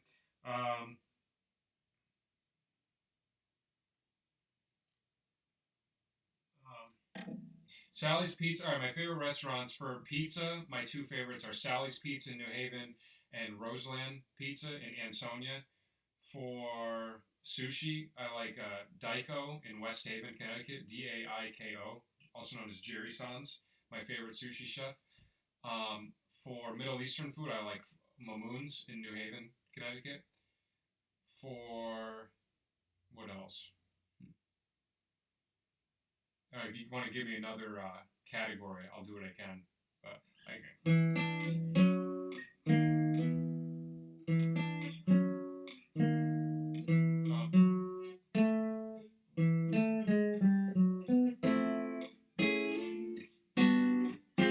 something like that.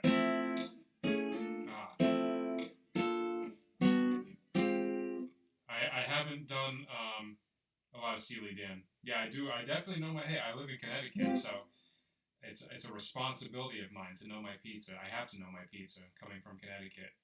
And if you live in Connecticut, you know what I'm talking about. Everybody, all the Connecticut people in the chat room can agree with me that if you're in Connecticut, you have a responsibility to know what the best pizza is. Because I do believe Connecticut has the best pizza. Maybe New York, Connecticut and New York are definitely tied, though. Most people agree with that.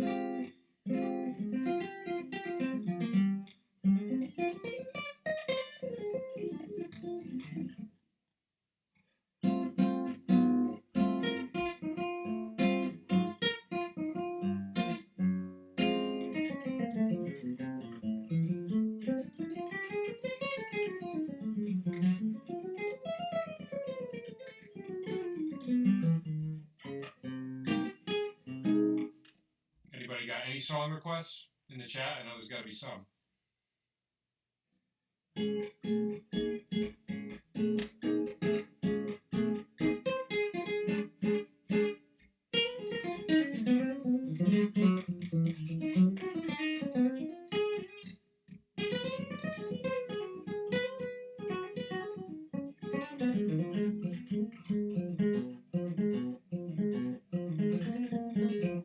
No, Sally's is thin crust.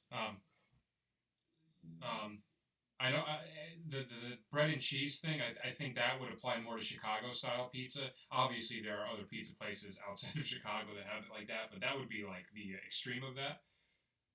Weird 12-tone stuff. All right, I only have a couple 12-tone rows.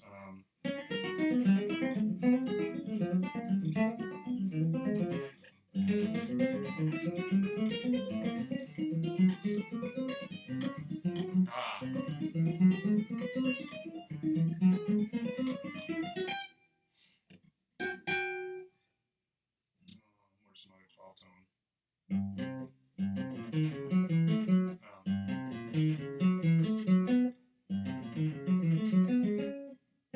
I don't have a lot of 12-tone stuff in my repertoire, unfortunately. I need to check out more of that Slonimsky book because they have some cool 12-tone rows in there. New York is both. There's definitely I mean, it really depends in New York because there's so many pizza places that it's very easy to go to like a generic pizza place and somebody might have the thick crust style. But I'm sure if you're going to like Grimaldi's or something that's considered like a famous pizza place in New York, it would most likely, I would say, it's thin crust. Like a lot of the really popular pizza places in New Haven are thin, like Sally's, Pepe's. I believe Modern is too. But Modern's my least favorite of the three. But those are considered like the three famous New Haven, Connecticut pizza places. Um, I would recommend checking out Barstool Sports or whatever, Barstool Pizza, where he does pizza reviews all over the world. I don't know if it's all over the world, but in the United States at least. And Sally's Pizza actually came in second place of his all-time pizza places. Have I studied counterpoint? Nothing beyond what I learned in music theory class in college. Theory, whatever level theory class they cover some of the power of the counterpoint stuff with the Bach. The Bach voicings with counterpoint and stuff like that.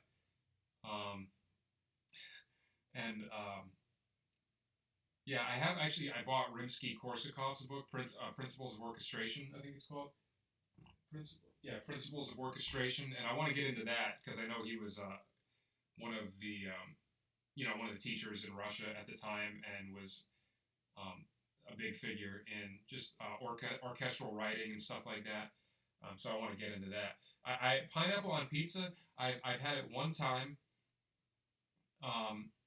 I tried it one time. I always kind of assumed that I wouldn't like it, and then one time I was at somebody's house and they was having like a pizza party, and they had I think they had ham and pineapple, and I was like, it's already there. I would never buy it, but since it was there and it was free, I tried it. It wasn't as bad as I thought it would be, but nothing I would ever order. Kind of like the same thing. That's how I feel about mashed potato pizza as well. Like it's not terrible, but it's not anything I would ever order. Have I ever meddled with small fretted chords and then harmonics to finish out the chord on the three or so? Meddled small fretted chords. You mean like maybe you mean like that? Three notes on the bottom of the chord and then three harmonics on the top. Is that what you're referring to, Tom?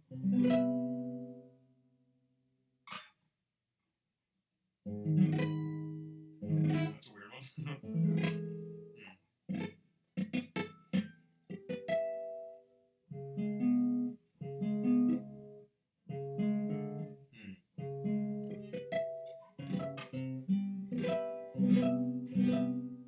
That's probably the only one I could even do. I've never done that, so because it's hard to get the fifth fret to come out clear if you're doing a chord. Maybe.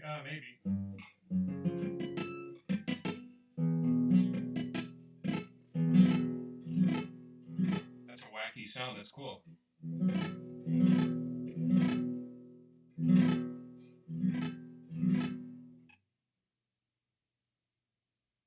Yeah, three fretted, three harmonic. Yeah. Sorry for there's a delay in the chat and the video, so if. Yeah, you can probably come up with some really cool ones, especially if you're doing like a alternate tuning, like an Andy McKee type tuning. Andy McKee, I only tried out one of his songs one time, and it was a really cool tuning. It was like open F sharp minor 11. So you just play the harmonics, and it sounds like that's what the open strings are. So you play the harmonics, and it's just from going across the 12th fret.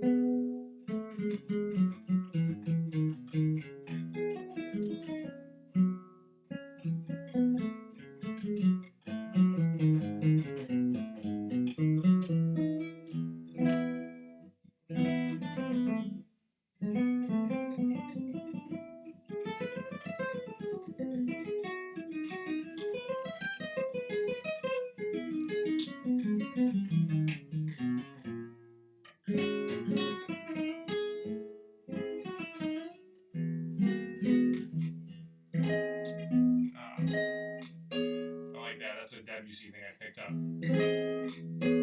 For a major chord, it's really nice. It's like a major 7, 1, 5, 3, 7, but he raises the 5 to the sharp 5, so you have 1, sharp 5, 3, 7, and then the sharp 5 goes down to the natural 5, and the 7 goes down to the 6, so you get this movement with the middle and top note. I thought that was really pretty. He goes and he goes.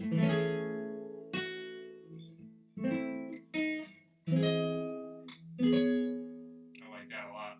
Do I have a 12 string? No, I don't have a 12 string. I don't even have an acoustic. This is what I got this is the closest thing I have to an acoustic, is my nylon string.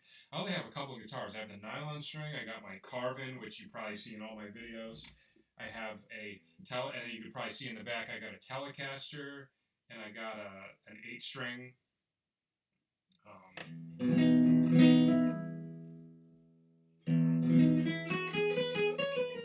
But I'm actually in the process. A friend of mine is a guitar luthier, and he's going to build like a custom Telecaster style guitar for me, which I'm really excited about. Because I'm looking for something, because my Carvin has locking tuners, so anytime I want to play in drop D, locking nut, so anytime I want to play in drop D, it's this whole process, and I got to get the tuning right and then get the intonation correct. And with this Telecaster, for whatever reason, just the intonation is not good throughout the whole guitar, and it's probably because it's a Mexican, so I bought like a cheaper model that wasn't built as well, but I'm hoping to kind of get something similar to what I have with that, but with like this custom Tele, will be intonated better and stuff, because it's custom made, and my friend knows the kind of sound I'm going for, so he'll, do the specs based on what I'm looking for, which will be really nice.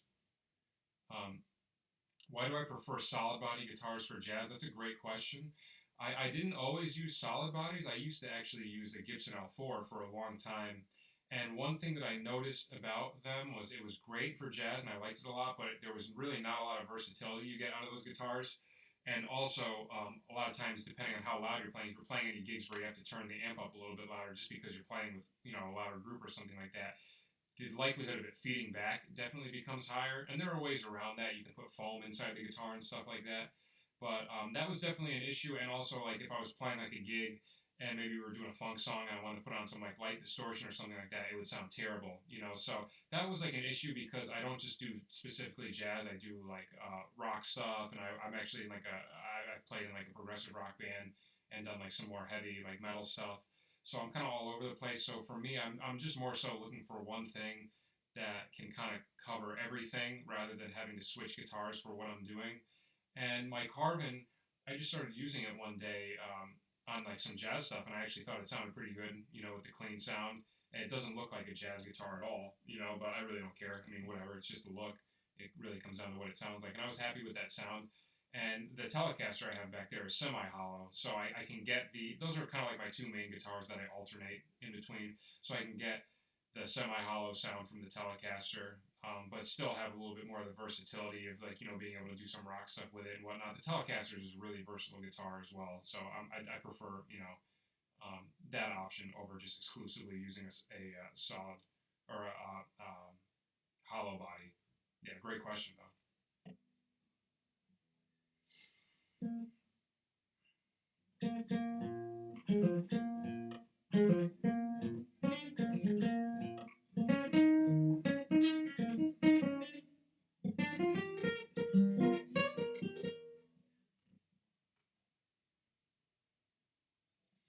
Do I put my pickups pretty low for jazz?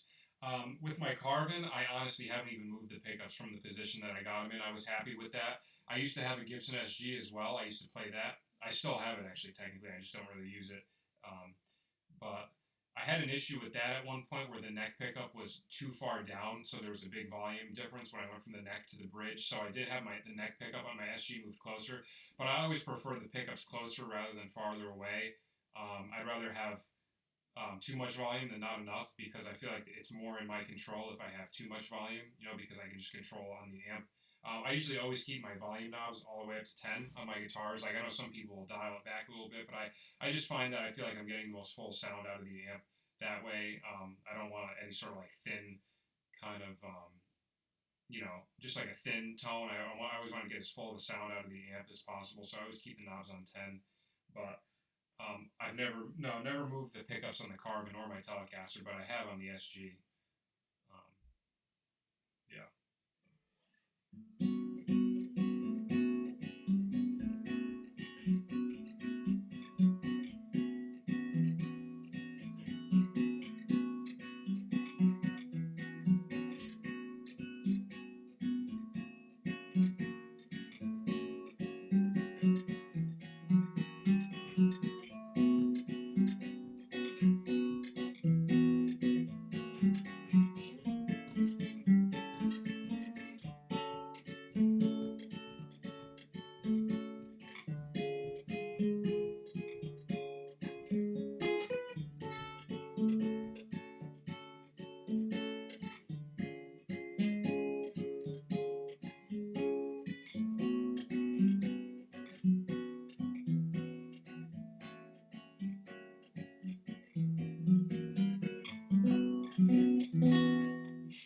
I like your questions. Yeah, your questions are putting me on the spot, which I appreciate.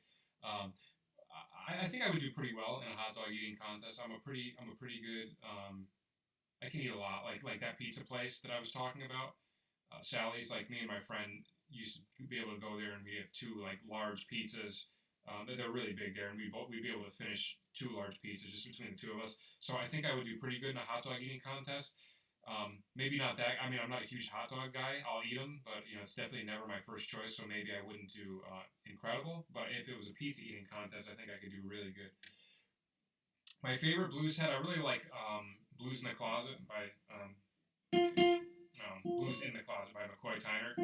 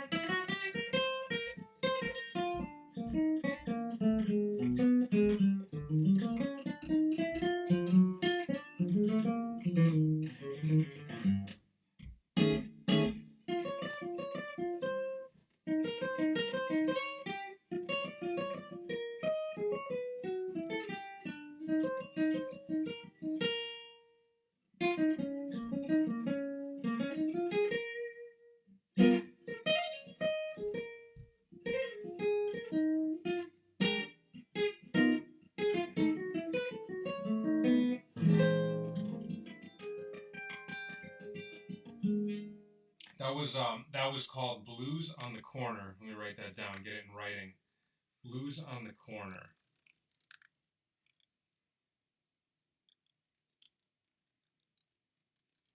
Really cool. Really cool head.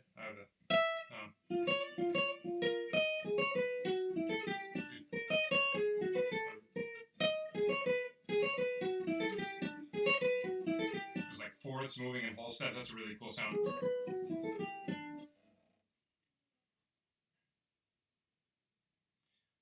Let me answer the question about what covers I'm working on, then I'll get to the picking.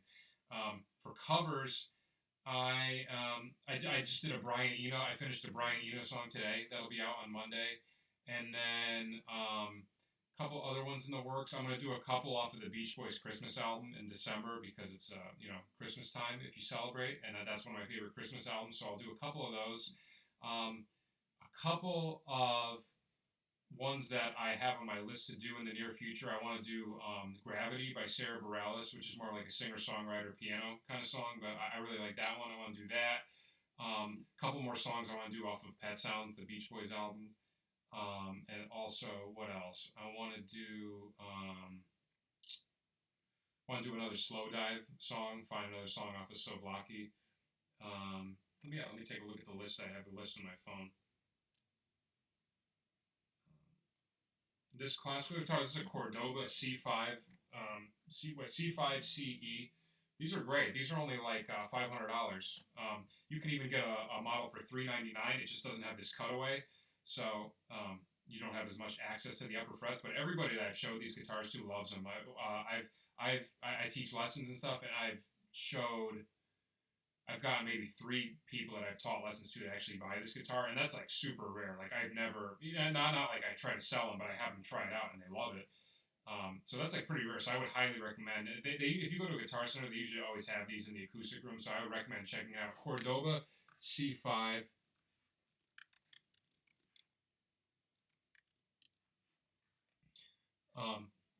Have I? What? Okay, let me. Okay, I got a couple questions. Picking. So for picking, I did make a conscious effort when I was picking. I used to pick with anchoring my ring finger and my pinky like this, and I would play like that. And then I noticed when I curved my middle finger and my ring finger in, I felt like I had more control. But I pretty much, it's not necessarily economy picking. It's more just alternate picking, but with not strict alternate, like hammer-ons and pull-offs.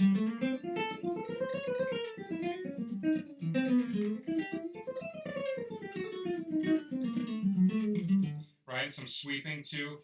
I got a lot of that from Joe DiOrio when I used to study with Joe DiOrio. He told me that he just kind of would take a lot of like Charlie Parker and stuff like that and figure out how to get the best articulation and get the best sound most closely to like the Charlie Parker swing kind of sound when he's soloing. So it's basically that. I'll do some sweeps here and there, but as far as picking goes, it's mostly, it's technically not economy picking, because for it to be economy picking, I'd have to be like, doing like down, up, down, and then when I switch a string to another down, like doing the consecutive either downstroke or upstroke when you're going from one string to another, which I don't do that. The other question we had, what string gauge do you use, and have you ever played Minecraft?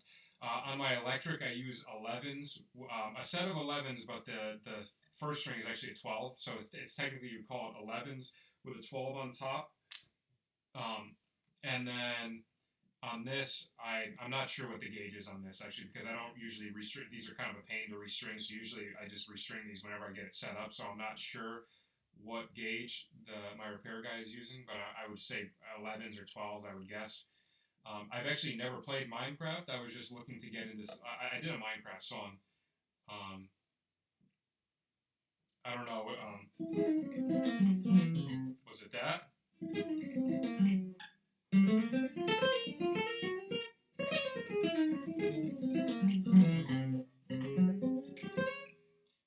Maybe is that. But yeah, to answer your question, sorry, I just kind of stopped halfway. I've never played Minecraft. I wanted to start doing some video game theme songs, just get some new people to check out my channel, and that was like a really cool piano one that I've heard before. I teach piano lessons too, so I've had a couple kids that have wanted to learn that. I get a lot of kids that like video game stuff on piano, and that seemed to be a good one for guitar. So that right there, that's like a little sweep thing I came up with. It's like maybe the easier will think like, say we're in F7. It's like a half whole diminished pattern. So I'm starting with my middle finger on A. This is like kind of a weird sweep thing. So I'm doing a downstroke on the A, and then my middle finger is going to go to D on the next string, and then I go like this. I do it down, and then I'm doing 2 ups on the first string and the second string, so. And then I pull off to my pointer finger. Kind of weird. And my ring finger goes to G flat on the string below that. And then I do the same thing, down a third. So then my ring finger goes to F, and I go up to the A, 2 more upstrokes, 2 upstroke sweeps. So, and then pull off from the F to the E.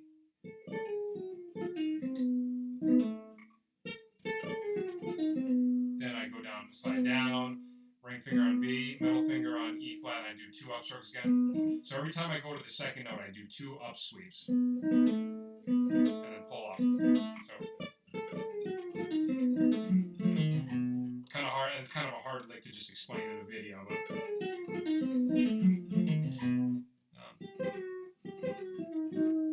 You could apply it to anything. I do, like, let's say, what was I doing that after that? Let's say I want to do Dory.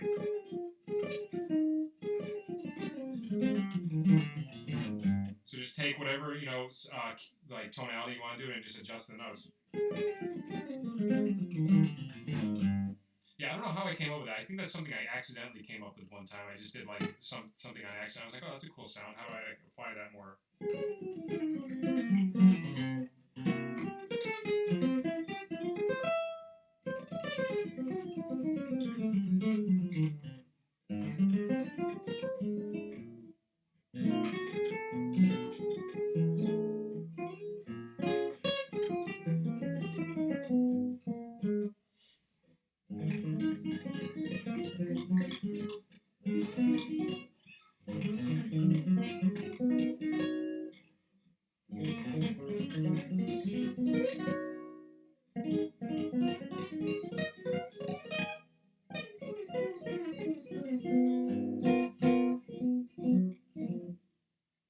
I use these Dunlop 2.5 millimeter or 1.5.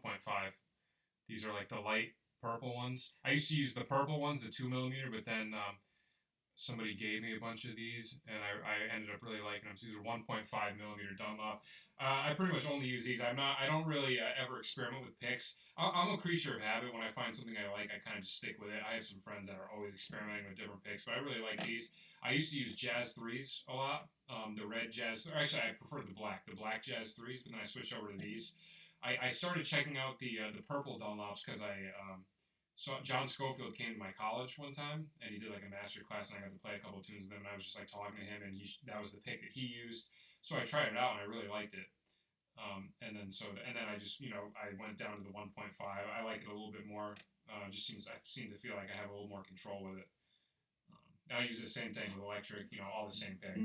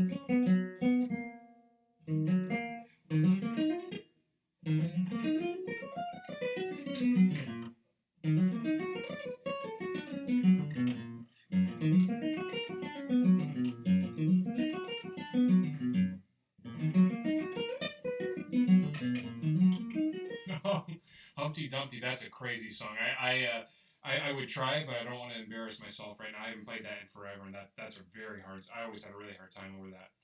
I remember when I was in college one time, my teacher had a bunch of Michael Brecker transcriptions, and I'm pretty sure he had one over Humpty Dumpty. And I think I learned a little bit of that, whatever was like actually playable on the guitar, because Michael Brecker is a freak of nature. But that's a very hard song.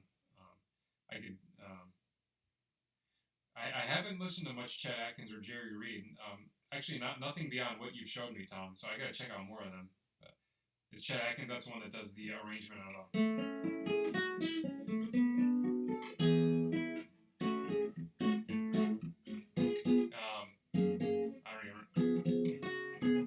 I don't know that one either, but I gotta check that out.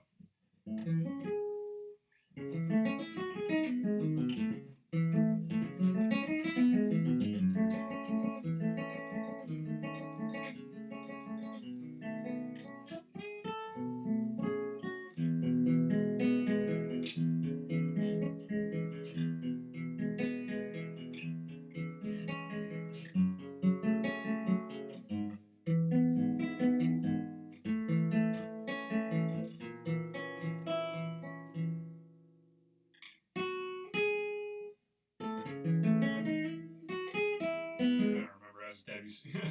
Haven't done that one in a while. I haven't done any Debussy songs yet for any of the two guitar classical stuff. I gotta find one. A lot of his stuff is really hard. The range is too all over the place.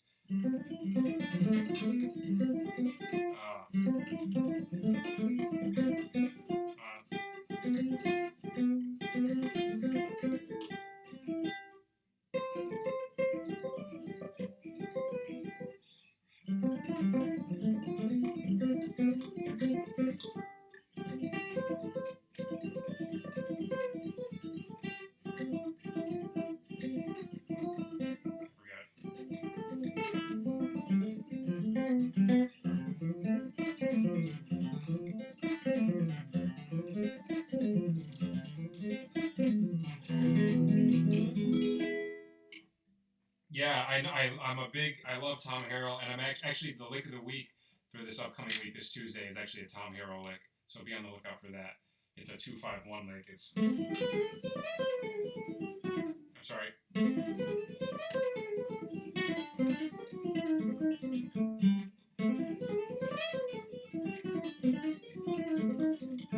There's a little like double time 2-5-1 lick that Tom Harrell does over "Darn That Dream." Pretentious prog rock songs. If I don't know. I don't know what your bar for pretentious is, so it depends. You got to give me an example of a pretentious prog band or pretentious prog song, and I'll see if I know it. But I do know my ideal.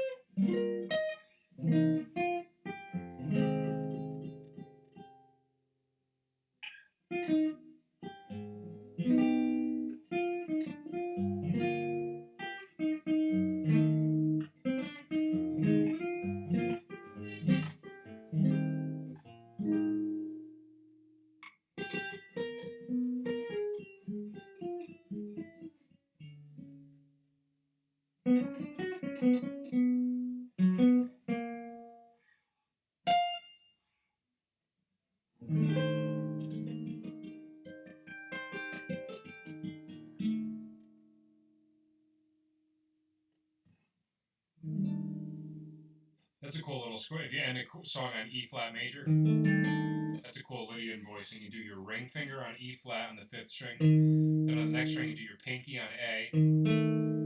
Open 3rd string. So you have your sharp root, sharp 11, 3rd, and then pointer finger on D, which is your 7. That's really cool.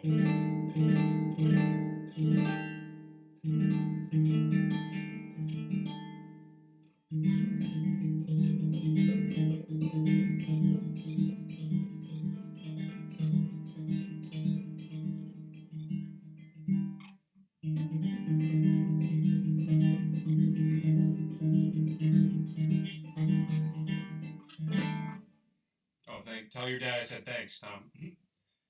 Yes, I had a feeling he would like if he showed it. I didn't know if he showed it to him or not, but I had a feeling he would like that one. He probably like Surfer Girl too, I would imagine.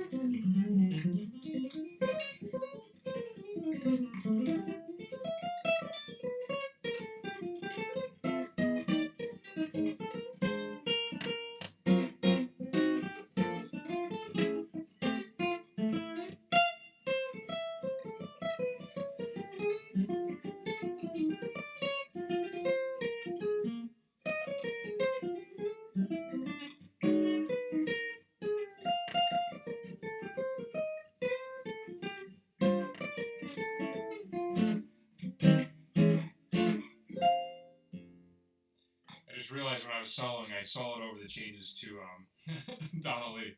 So I forgot. Yeah, because Blues for Alice is just a 12, right? 12 bar.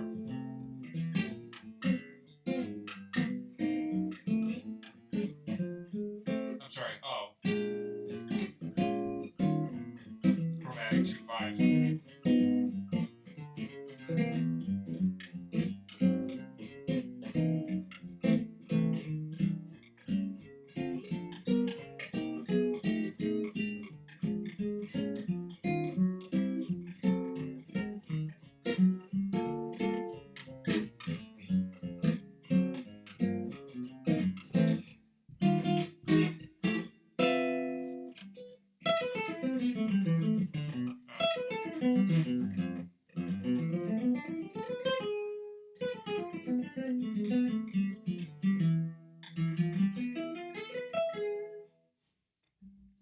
Chromat. Was that chromatic? What is this?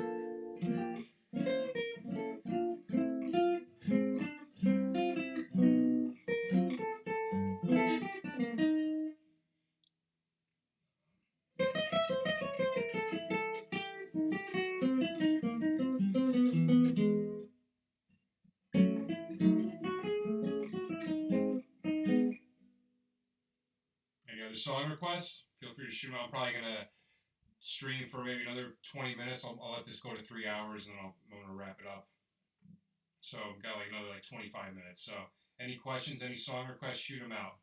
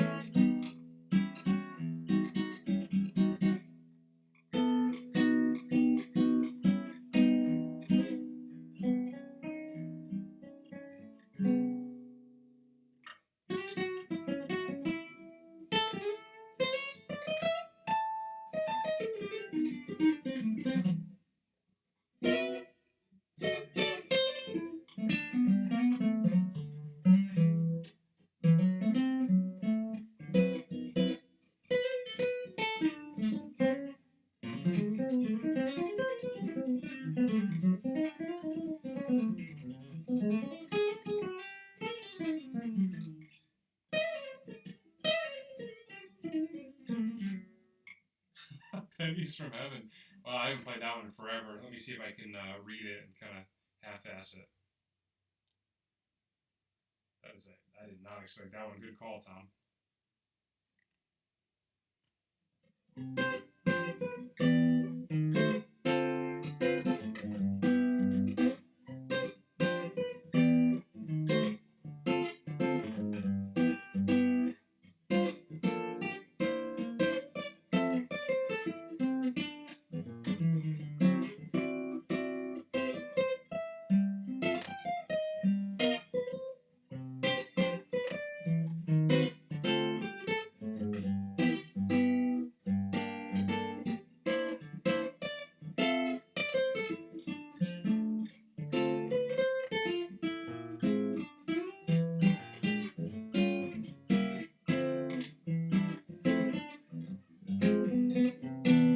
don't know that.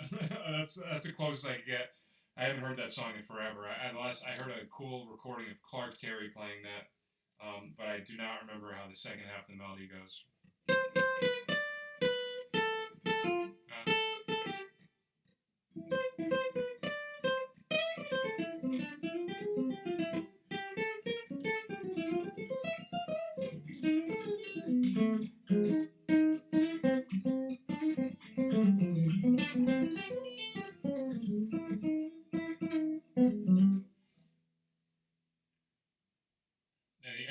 Any other songs anybody's got or questions?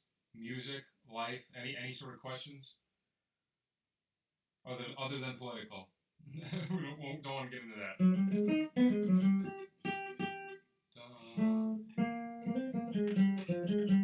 What key is Norwegian Wood in E flat? I'll do it in D.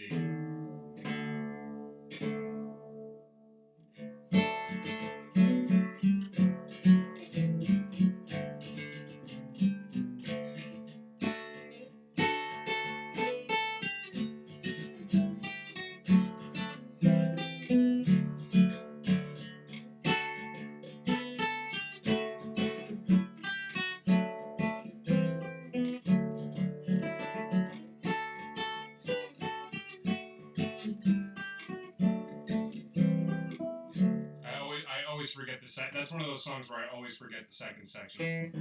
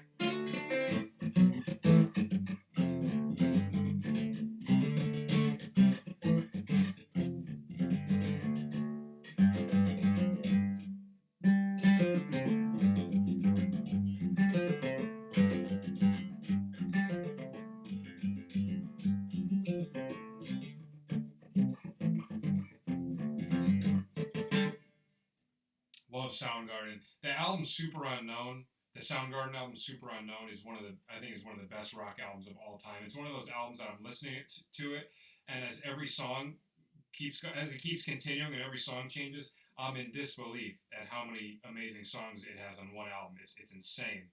I would love to do a Soundgarden song, but it's very drum heavy. A lot of times it's hard to do the two guitar arrangements with songs that are so drum heavy, and that album definitely has a lot of drum heavy songs. But I would love to find a song that would work with that two guitar arrangement for like a Soundgarden song, because that album is absolutely incredible. Easily, that would probably definitely be in my top 10 favorite albums of all time.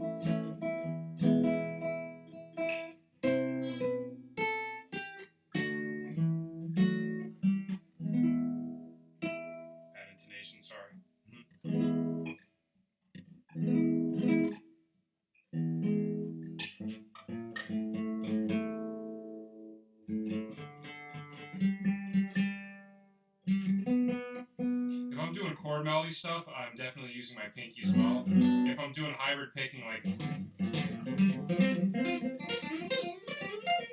stuff like that, then it's usually just my pick and my middle finger.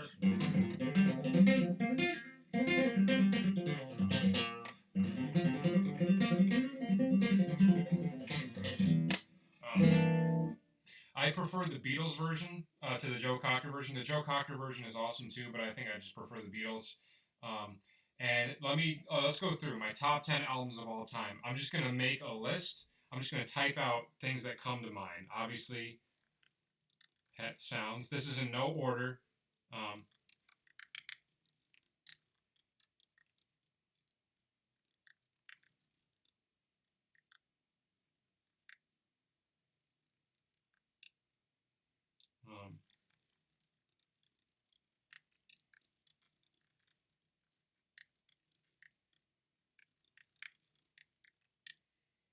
um, what else? Let me think. For some other. Hmm,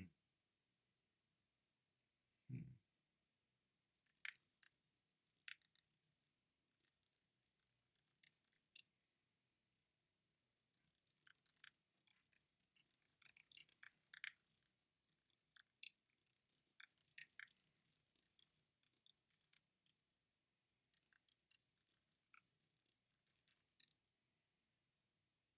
Um,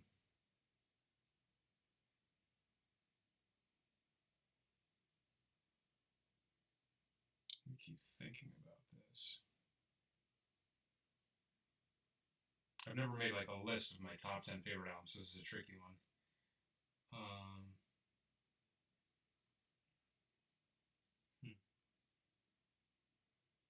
Feel free, anybody in the chat, shoot out some of your favorite albums. We all have stuff to check out. Let me think. Let me keep thinking about this. Oh, definitely Low. Um,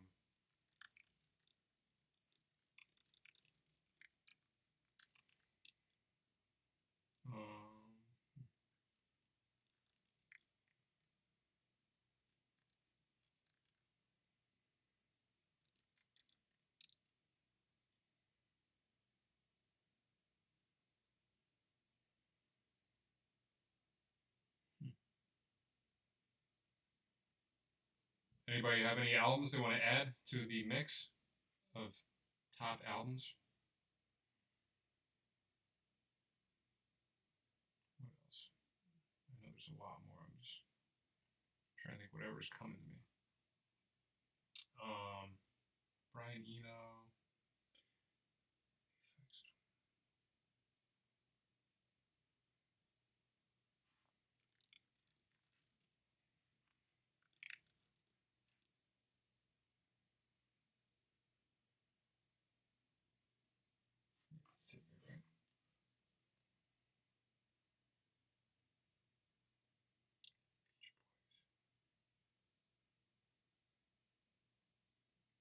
Yeah, what else? Oh, I really like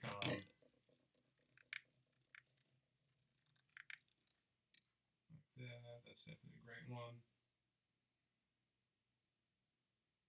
Oh.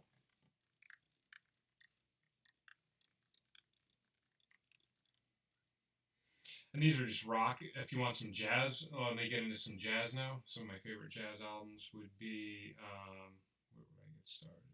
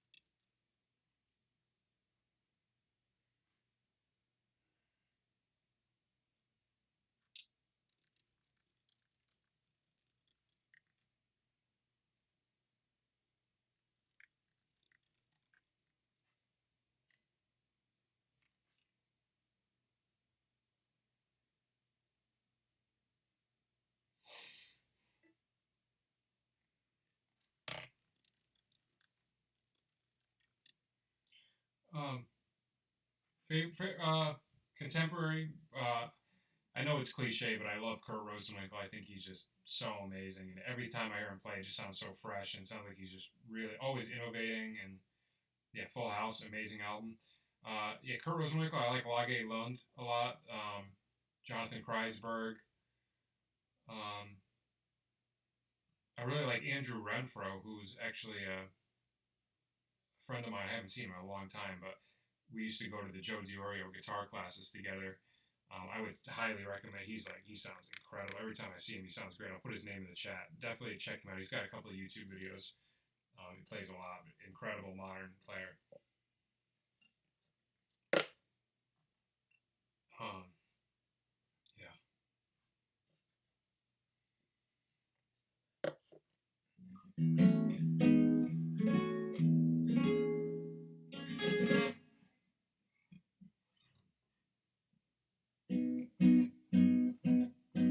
Scott Henderson for sure. Alan Holdsworth.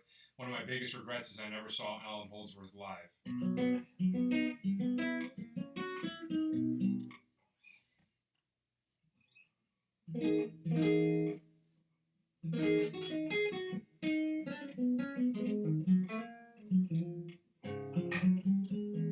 You guys got any favorite albums you want to recommend to everyone in the chat? I just listed a ton. Osnoy. I haven't checked out a lot of Osnoy. He's another guy that I haven't checked out a lot of. There's so many guys that I need to check out. There's just so much music out there. I'm constantly hearing about people, and I'm constantly hearing about albums, and he's definitely been one that's been on my list of people to check out for a while. So I got Osnoy, Mike Stern, Bill Frisell. Obviously, I've heard these guys. I'm not saying I've never heard them, but I've never checked out like albums too much or anything like that. So I definitely got to get on that.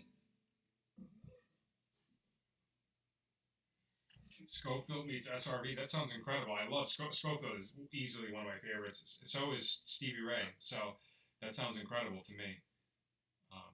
That actually, I put that on some of my favorite albums. Here's another one.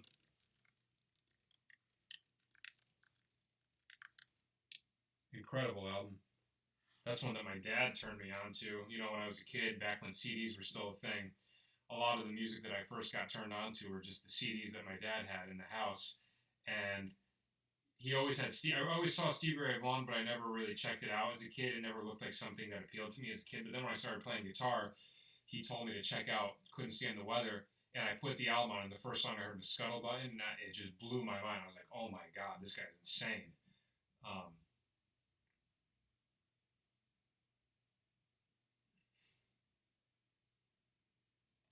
Over the Horizon Radar. Let me listen to that. I don't really know any Boards of Canada, but I've been. Oh my god! I put Steve.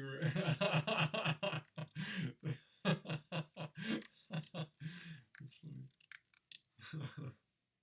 It's hilarious. Horizon Radar. I've been looking for a Boards of Canada song to do for the two guitars.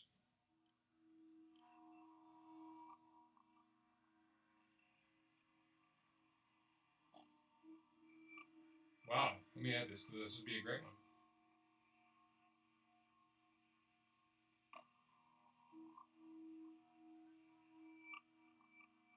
Thank you honestly, thank you so much for saying that because I've been wanting to do a Boards of Canada song for so long and I wasn't able to find one, but that would be a great one. I wanted to do Music is Math, but it's too drum heavy. I don't know if I'd be able to program the drums like that. The only song I've done where I programmed drums was Alberto Balsam by Aphex Twin. Apex Twin, however you say it. And I programmed drums for that, and that was like pretty repetitive, so that wasn't too hard. But the boards, some of the Boards of Canada stuff is just so intricately mixed, and you know the way they get some of those sounds. I'm not that well versed in my producing skills yet to be able to get a lot of that. But I'm a huge Boards of Canada fan. I was listening to Music Has the Right to Children the other day. And just the way they build their albums and they just take their time. Some of those songs, like they just start on like this little figure that they're playing, and they just completely take their time with it, and then it just builds more and more and more, and then it eventually gets into a groove. I just love how they just have that ability to keep your attention and just get a vibe set and just keep you in it, and I love that. Have I ever had any hand pain? That's a great question. A little bit here and there, nothing where it was ever unbearable to play or anything like that, but I definitely do notice sometimes if I'm playing a lot or if I'm making like videos and I'm really like playing a lot and teaching a lot and gigging a lot and my hands, sometimes I'll get like little things here and there. Also depends on the kind of stuff I'm playing. Like actually for this Brian Eno song that I was doing, there was like a part where I had to do like this stretch. It was kind of just like weird, and I noticed I got this pain right here in between my thumb and my pointer finger, like right around here. But I just took a rest and then I ran hot water under it for a while, every once in a while. And hot water is good for joints and stuff like that. Couple things you can do. One is just like before you start playing, I found just like a bunch of videos with just some exercise, and you just put your hand out. You start like this. You just lift each finger individually, and then just flex. As you lift it up, flex it for a little bit, then shake it off, then go downward with the same finger, do the same thing for a little bit, just like 5 seconds or whatever. Do that with every finger. I'll do this if I'm going to do like for the live stream, if I know I'm going to be playing for a while or if I have a really long gig. These are just good little warm-ups for the hand. Same thing. Do it all across. All right, I'm doing it quick just to show you. Thumb. Do both hands, and you can go like this. Hold the grip. Pull back on the palm. Hold it. Make sure it doesn't hurt though, just enough to get a stretch. You can hold that for 30 seconds if you want. Do the reverse. And then one other thing that somebody told me to do, and this is a guy that I definitely trust and respect his opinion. I don't know if I'll be able to get a good shot of this. Probably not. You can't really. Here, I'll just see if I can do it on this music stand.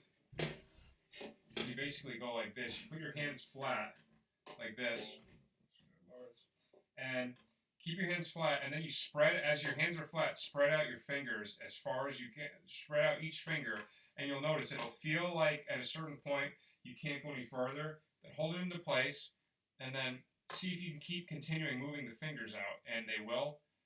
And then eventually you get to a point where they just stay there, and then just hold it there for a little while. And that feels really good. That's really nice.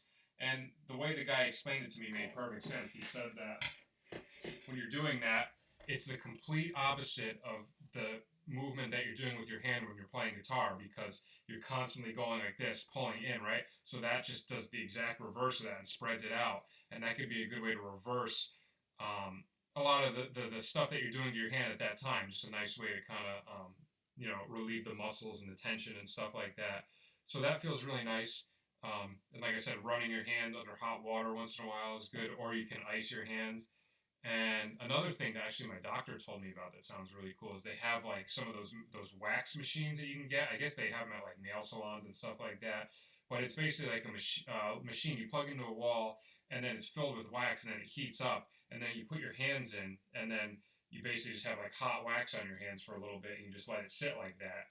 And what that does is because of the warmth, same thing, the warm is good for the joints, the warmth, so then it gets into your fingers. Then you just hold it there for a while, just let your hands relax, and then you wash it off. And I haven't done that yet, but I've been meaning to get one of those because it sounds like it would feel really good, be really relaxing. These are all just different things that I discovered when I started getting little hand pains here and there. But I've been pretty fortunate with that, I could play for a long time, usually don't get too much. My hand feels fine right now. I just did this live stream for 3 hours and feels fine. But as far as that goes, yeah, that's pretty much what I would say. And then, technique has a lot to do with it too. The biggest thing, a lot of people, I mean, this is probably stuff that most of you guys know, but, make sure you're never, holding the guitar like this, don't, always have, a gap between the palm, your thumb. You want your thumb behind the neck, you always want a gap between the palm of your hand. You don't want your palm up against the guitar like this, you want that gap, right? That's a really unnatural position for your hand. You could just feel the tension. As soon as you do that, then when you go like this, it instantly feels better. So that's a big part of it. And warming up, I think, is really important. I do these exercises I showed you. I try to do them before any gigs or anything that takes a long time. And the couple times I went to see a hand doctor just to make sure, when I had some of the pain, I would just go and get like an X-ray just to make sure everything's okay. Just better safe than sorry. And the hand doctor actually made a really interesting point. He said musicians are athletes, but they're athletes using their hands. He said like anytime you're playing or anytime you're doing anything, you should warm up. He said just think of like a basketball player and like the muscles that they use. Every athlete has to do some sort of warm up before they go out and they do their thing. He said musicians are no exception to that. It's just a different kind of athlete because it all involves the hands. And I thought that was a really interesting point, and it makes perfect sense. Because every profession that involves any sort of physical strain, whether it's your hands, your feet, muscle, your arm muscles, anything like that, is going to require some degree of warming up. So I thought that was like a really interesting point, and I definitely it kind of changed the way I thought about some stuff like that. You know, your fretting hand tends to get sore and tired. Yeah, I mean, I think also it depends on how long you've been playing too. I don't know how long you've been playing, but I definitely notice like for when I'm teaching people, like if I have a kid that's only been obviously I'm sure you've been playing more than a few months or like a year or something like that. But if I have a kid that's only been playing for like 5-6 months or even like a year, early on the hand pain will be more prevalent. Like as you're earlier on in your playing, um, raise the neck in a more vertical position, like John Stoll helped with straight. Yeah, absolutely. Yeah, John Stoll. Yeah, it's Sean Lane. Sean Lane said the same thing when he would do like the big stretches.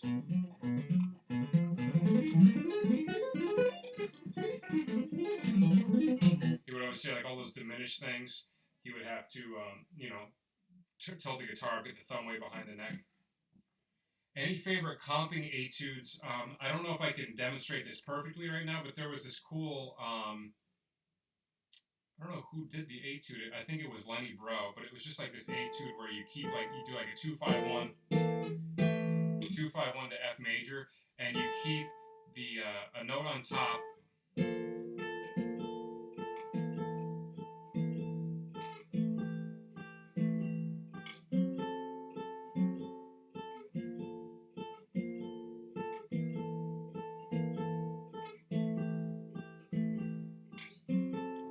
And then change the rhythms.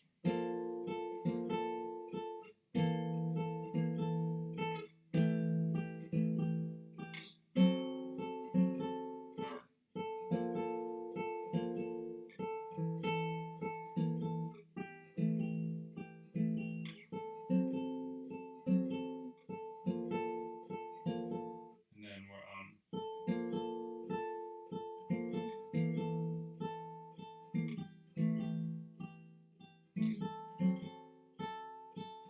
stuff like that. That's a pretty cool little comping thing from Lenny Breau. As far as compers go, my favorite comper is Ed Bickert. I'll put his name in the chat for anyone who doesn't know him. Played a studio guy from Canada who just died recently, unfortunately, but he played with Paul Desmond and did some duo stuff with Don Thompson. Incredible guitar player, one of my favorite compers. Highly recommend checking him out. But yeah, it looks like we're coming up on the third hour of the live stream, so I think I'm going to wrap it up here. But thanks so much for everybody that stayed in this. This was the longest live stream I've done so far, so I'm glad I was able to get a longer one in there because I haven't been doing these as of late.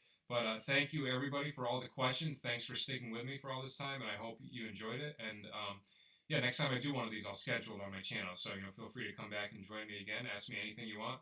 And I hope everybody had a nice holiday, and I hope you have a good weekend. So thanks again, and I will see you guys next time. All right? Have a good night.